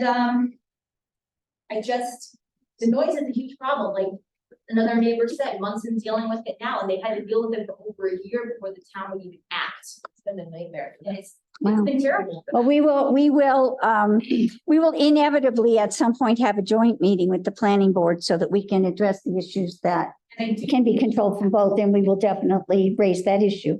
Because, you know, I know there really weren't a lot of technical specs or manufacturer specs in the notice of intent that was filed. Didn't talk about the panels, didn't talk about decibel level, all those things, and that's what that acoustic firm is going to need to be able to really lay it on a computer program and say, yes, this is gonna work, or no, this isn't gonna work. And I'm sure. Well, we're not talking about asking a company to figure out in advance how loud something is, because we don't have jurisdiction over that. We have jurisdiction after it's built. Is it making more sound than is allowable based on the original level? So I mean, but how would you know unless you have the specs? it's not based on specs, it's based on actual measures. That's the way the ordinance is written. Okay. The planning board may have more jurisdiction than that, and I would definitely, if I were you, bring it up with them, but we can only say, we took measures at the habitat and it's making the habitat too noisy for the animals. That's where we get jurisdiction. All right. The people who live next door, unfortunately, aren't considered habitat. They're considered residents, and so that's planning board. It's one of those. Yeah. I'll bring up the planning board for sure. Absolutely, you should do that. Noise pollution drive you crazy. Okay. He owned the back there. Let's go back to the being of 5 foot. If we know the configuration of the equipment that's going to be installed, there's got to be a way to check what the noise is going to be. There's some degree of reason it's not waiting until it's built. Well, we'll definitely look into it. We'll bring it up to the planning board and see if they can do something about that. But neither us or the planning board has been able to get anybody to even do these I discussions. mean, if Ty and Bond So, tells us they can't do it in advance, I'm not sure we'll be able to find somebody, but we will try. I don't think we should have stayed until do it. Yeah. Janet, I'm confused. When you're young. And my question, when is, the planning board, open meeting? They as I haven't mentioned- even got the application yet. I think it will come in January, and then they'll set a meeting date. And I have. How is the property 530, how is that zone? What's the zone? R6. And what does that mean? Resident. It's residential 6. So, do you want to speak to that, Nick?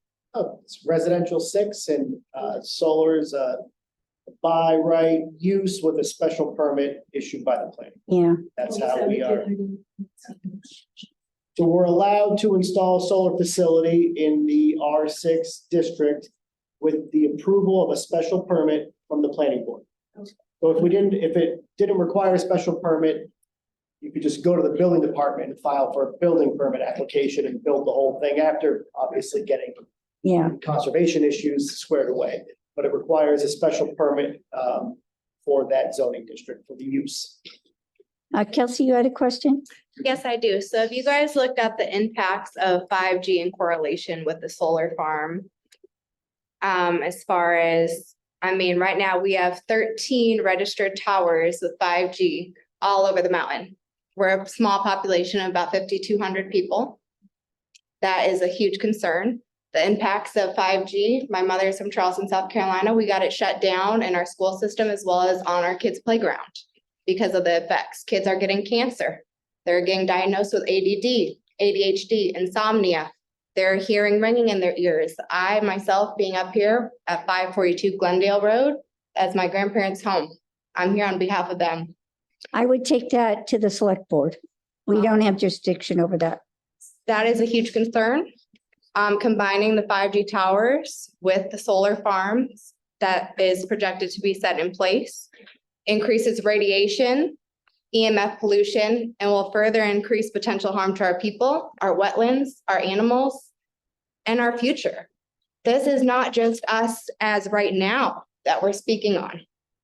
Talking about my son, we're talking about our next generations to come. You all will not be here in 40 to 60 years. I may not be here. There is no given time frame for us. On But this, we have no jurisdiction over 5G. so So you have to talk to the planning board and to the select. thank you, Darla. We will definitely discuss that going forward, but that is a dire concern. I And we have understand. the wetlands, once again, we're at 542. I get to see right off the deck firsthand this whole project if it goes down. And it's very concerning to me as a parent, as a member of the community. My grandparents decided to plant their roots in Hampden for the fact that it was getting away from the city life, getting away from the industrialization. All you guys are handy men and women out here. We all take pride in our homes and in our communities. And I mean, we need to protect the earth as it has done for us. And this is something that will impact in a huge negative way. There's not enough research for you all to decide on if this is something that is positive or negative. Anything prior to 2002 spoke on the risk. Is there a question here? Because this is like an. Oh, I do have a question I'm getting to. Like wetlands So related. the issue. It's not related to our jurisdiction, so This is I want to give you a chance regarding to the speak. transformer mount pad that they had discussed. The transformer mount pad, an average of about 167 gallons of oil is in the mount pad. What is going on with? Yes, the containment issue is on our list. You'll see that it's on the page that Yes. is going around. Well, And the transformer containment as well as the battery containment are definitely issues that will be we reviewed. have well water, and that's a huge concern Yeah, for I myself as agree. well as many others, I believe. Okay, somebody else had a question back there? Okay. Back here? I'd just like to confirm what she was saying about. I live at 48, school children, school talking. Yeah, the bouncing all over Hampden, the bouncing is humongous. Yeah. So just my first. I don't agree with putting that up there. I mean, the Hamptons being wilderness. Yeah, I feel like I think most of us do. is gonna decrease. Don't forget to attend the planning board and tell them. Right. A lot of the issues you're bringing up are planning boards. We have no jurisdiction. Yeah. And the noise is only for the animals. We can't help you with the noise for you. It's Although not I our agree that it bounces. It bounces Yeah, where I I am do too. I can hear, I hear that. my neighbor can hear my pigs when their feeder opens and closes. I hear that. I can hear. I can't, in my house I can't, but they can because it bounces. All I can You hear. gotta remember, the laws we're working on are the laws and the rules passed down by the state house that you people elected the electors to. Every. We gotta go by those rules. Yeah, we're answerable to the DEP, the Army Oh. Corps of Engineers, when I was a um, dog. the natural heritage, fish and wildlife. But the planning board answers to all the other people, like, building rules, the residency rules, all that sort of stuff. So unless it hits a specific, volume in a specific habitat, then we don't have, jurisdiction over that. but the planning board does. Would it be possible to compare the equipment that is running in Munson to the equipment that is going to be proposed to be installed on Glendale? The equipment that's where? Yeah, I mean, yeah. You could ask the planning board to do that, yeah. For our jurisdiction requires that we measure the levels at the habitat. So we have to wait till it's there. That there's a lot of rules, like we can't prevent some kinds of activity in buffers that we think might cause drainage until it causes drainage, and then we can act to stop it. And this is one of those issues. We have to measure the sound at the habitat and then say it's loud enough to disturb the animals from their activities. The resident stuff has to go to the planning board. Do we have the exact information on what kind of panels are proposed to be installed and the battery? Not for this presentation, but for the planning board, they will, yes. Josh, 500 Glendale. What happens to the water after it enters the 3 stormwater basins that you have? Nick? It gets detained and then released at a controlled rate. Do you want to describe what they're like? Are they concrete? Are they? Oh, no, they're just graded ponds, so they're depressions. Well, some of them will be cut into the ground a little bit. Some of them will be constructed berms, and essentially they're just grassed depressions that the water is going to run into. And the pond then has a variety of outlets that lets water out at a controlled rate. So all the detention ponds essentially do is collect the water and let it out on its natural path on a controlled rate. And it allows for some infiltration through the bottom of the pond. The soils are poor out there, so it's minimal infiltration no matter what. But that's the whole idea behind the detention basins.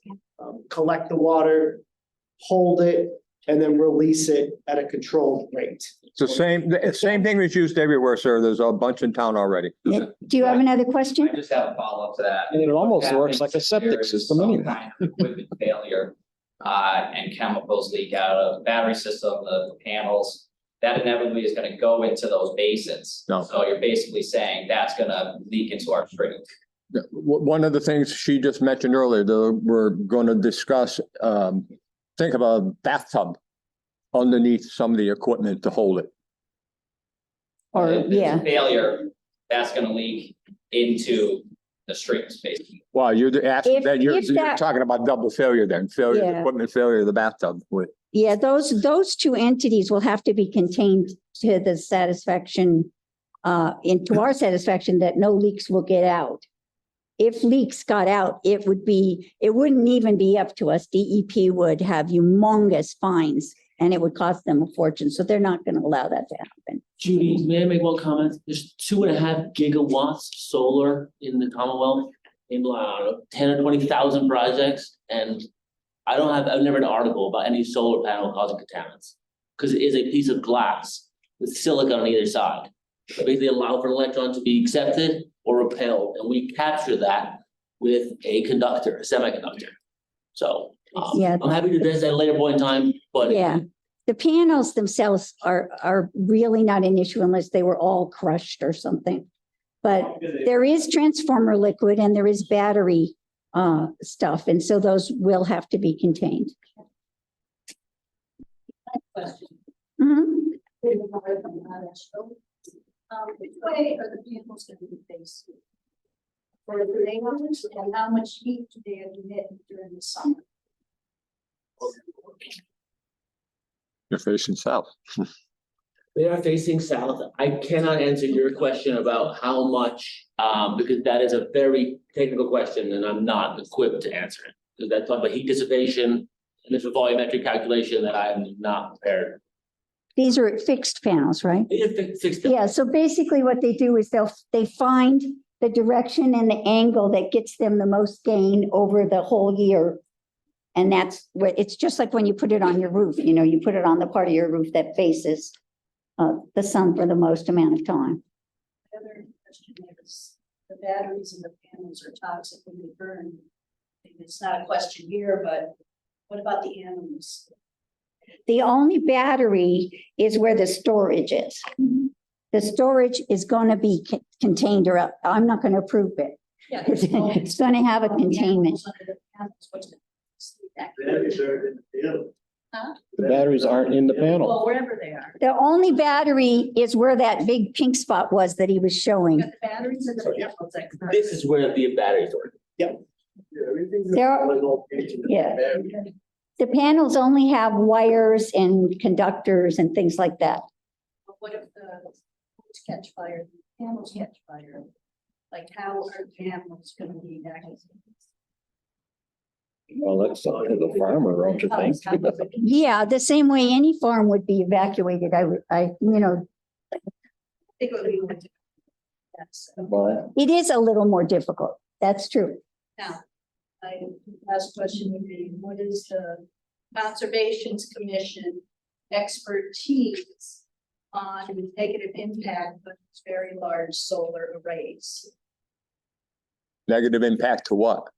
Land, the community, the surrounding. As long as they're outside of our jurisdiction, then we can't speak to it.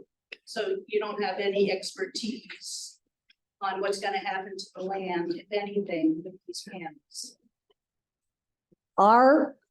The jurisdiction of this commission is for the wetlands, the streams, the habitats surrounding those wetlands that depend on the wetlands and streams. And things like soil in terms of what goes into the soil that might later get into the groundwater, and groundwater protection. So when you're talking about having to look at it, or Like how you feel about the trucks going to it, that's planning board and select board. away from water, but like he was saying over there, you're gonna have, there's no trees, there's, nothing left to catch or anything. That's what they have to prove to us. Part of these next 4 months is going to be, they have to prove to us that no extra water is going to go across that land and go somewhere else. They have to prove to us that it's going to actually sink in or get caught or get retained, or get diverted, whatever it is. So it's like you're going by somebody else's word. That's why we hire Ty and Bond. Yeah. So we're going by Ty and Bond's evaluation of all the material that they've submitted, plus anything else. Ty and Bond will have several opportunities to ask them for more information, more details, to evaluate the things that we've asked them to evaluate, all the things that were on that proposal that we signed. And eventually DEP will get it all and they'll evaluate it. Right, it goes through a lot of layers, and this is just like all the wetland stuff. And then the planning board deals with the structure and the way it is on the neighborhood and whether it's the right area to put such a facility, and more of the noise and the trucks and the construction and all that stuff. That's all planning board and select board.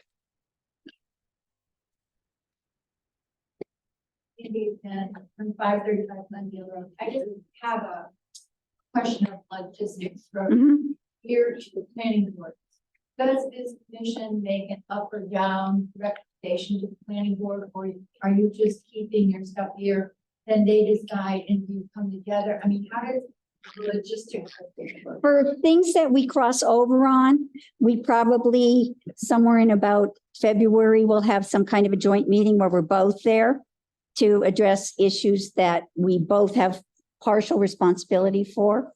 But generally, our job is part of what they've spoken to already. Our job is to keep them out of the wetlands, to keep crud from going into the wetlands, to, well, quite honestly, to push them back as far as we can out of the wetlands, to protect the river, and all of those issues. And so it probably will look a little bit different when we're done.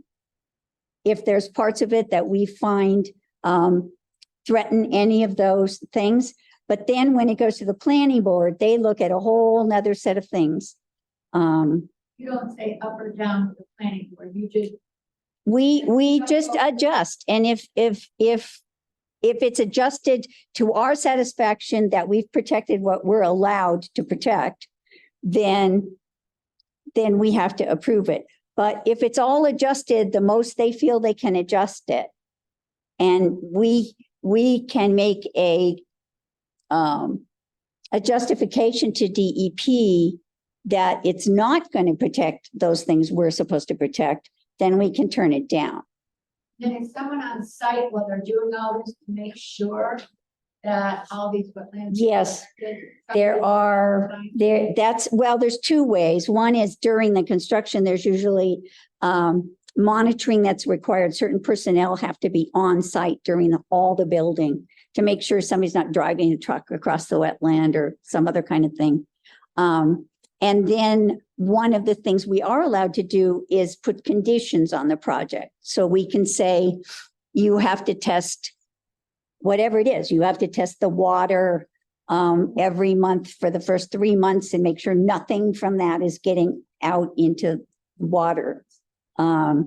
We can do other kinds of environmental monitoring or request that it be done. So those are two kinds of things that we can do to help protect the wetlands. And if things are not satisfactory, DEP can either put in their own additional conditions or step into the project. Anybody knows about the rear Summers Road? Potash. What was it? At the end of Potash. And the Potash, DEP stepped in on that one. Yeah. We basically set the conditions that we thought would do the most protection that we thought needed to happen, and approved the project under those conditions. And they always have a chance to appeal. They appealed it to DEP. Then they wished they didn't. It took them another year, and they went from 45 conditions to 56 conditions. And it was changed significantly. So, but that is a process they can go through too. They have options, same as we do.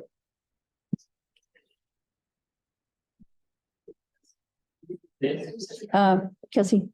Yes, ma'am. I had a question for these guys here. What are the basins made of that will be kind of your OSHAs if this does go south? I know you said you kind of have 2 layers of protection here, so to speak. The For your containers under basins? the batteries? or Yes, yes. that stuff. I would like to know what they're made of and how can you assure that the soil itself won't, eventually disintegrate just as metals and everything else.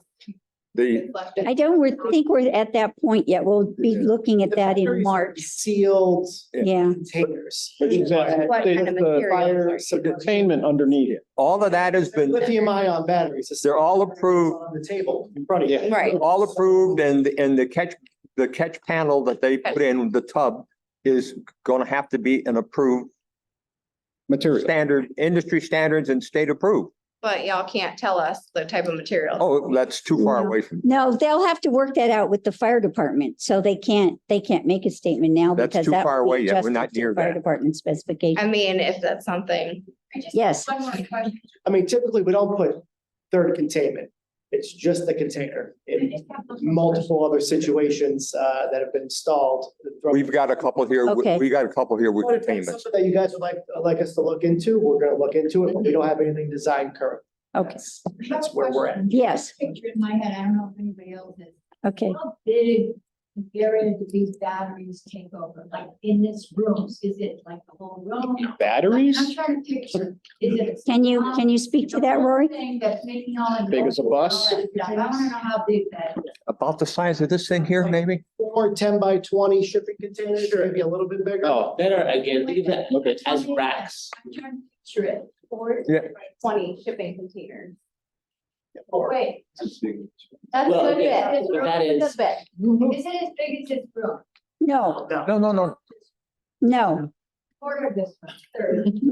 Third? Who's the man? 410 by 20. I know, but in my head. It's a couple of large tractor trailers, maybe. Something in that range, smaller than that. You can go up to But the it's town. dump the and see batteries see the aren't what unit make up there. noise. that's right. Batteries create heat. And so they have to have fans running and it's the fans that make the noise. And as probably by the time this gets built, they'll have invented better fans because of just the issues that we're looking at, that all over people are complaining about them. I would expect that they will be quite different than what's planned right now. But it's the fans that are the issue. Thank you. Yeah, we're worried about lithium ion batteries can catch fire. Yes. And if they do, it's a very bad fire. It's rare, but it's a bad fire. So we want to protect for that. So our worries about containment are about the fire part. But the sound is different. It's about these big fans that are around it, keeping it cool. There's no hydrant or anything, then the water. and then you put out a fire. They have to satisfy the fire department, but that's planning board again. Yeah. Except for any drainage. The drainage is ours. Yes, somebody said something over here. The water doesn't put out these kind of battery fires. That's right. You can't use water. What's the point of having this big water area? The water containment is if it gets out into the vegetation. What they would do is they'll spray everywhere around it. So when the batteries burn, worst case scenario, it's like they do when a Tesla catches on fire. It essentially has to just burn itself out. And then they'll still spray containment water on the fire and on everything around it, so nothing else catches on fire from. So we have to hope that our log cabin right next to these solar panels don't catch fire then? You're gonna be hundreds of feet away. You're not near the Yes. batteries. And these containers have Right. built-in fire suppression systems. Yeah, we're really only talking about the batteries themselves. We're not, The batteries from my house, so, I mean, that doesn't really make sense to me that. No. Our house wouldn't catch fire if you have this enormous fire going on. There'll be a lot of- that's unlikely. Yeah. We're at 8:10 and I said we'd quit at 8. So, yes, The question on the 25-foot buffer, yes, now, there's a number of cases where it seems to encroach on that. yes, Would the commission typically allow that? no. Usually no. The no disturb zone is a pretty absolute zone.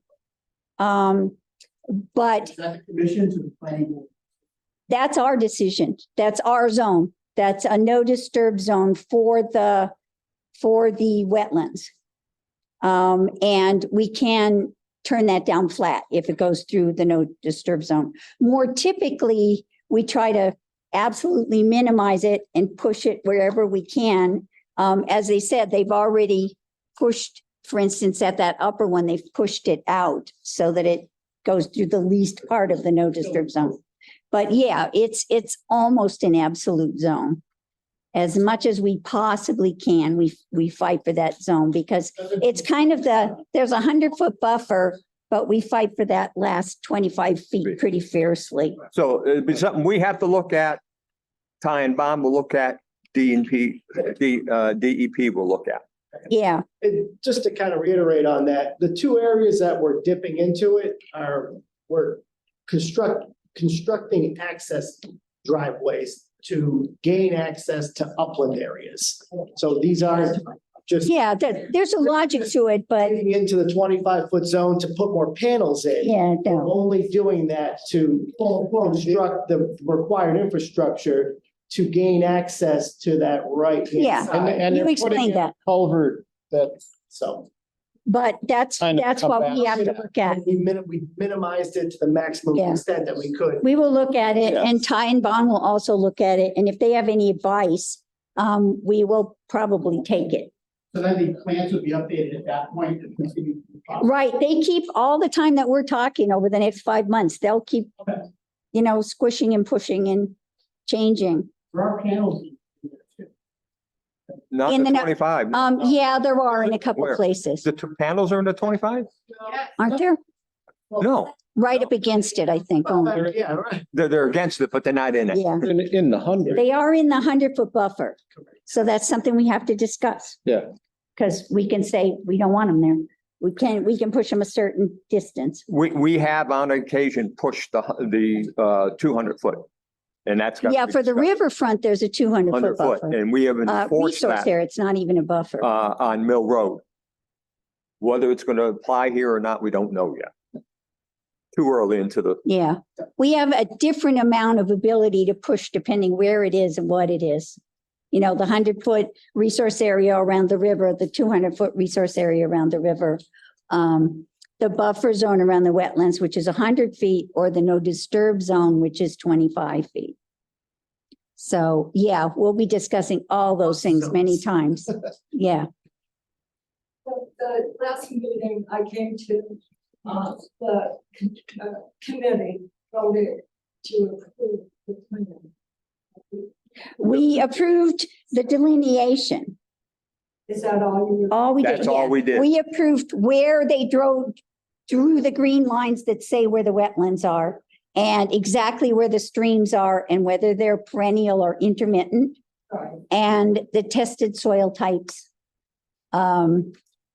And that's pretty much it. yeah, we basically improved the environmental circumstances for the We're saying project. that's what they're starting. Where the with. wetlands are, where the river is. Right, and when the engineer, this gentleman, I didn't get his name, but his presentation, Mhm. he kept saying, you know, I can't remember the exact words, but getting really close to these wetlands. It's like things are, more things are cropping up with this evolution of the project, you know. It keeps changing, correct? What keeps changing? The project. Yes, the project will keep changing until it's approved or not approved over the next 4 or 5 months. Yeah, we have a lot to look at, so it's going to take a long time. And either next month or the month after, Ty and Bond will give us their opinion.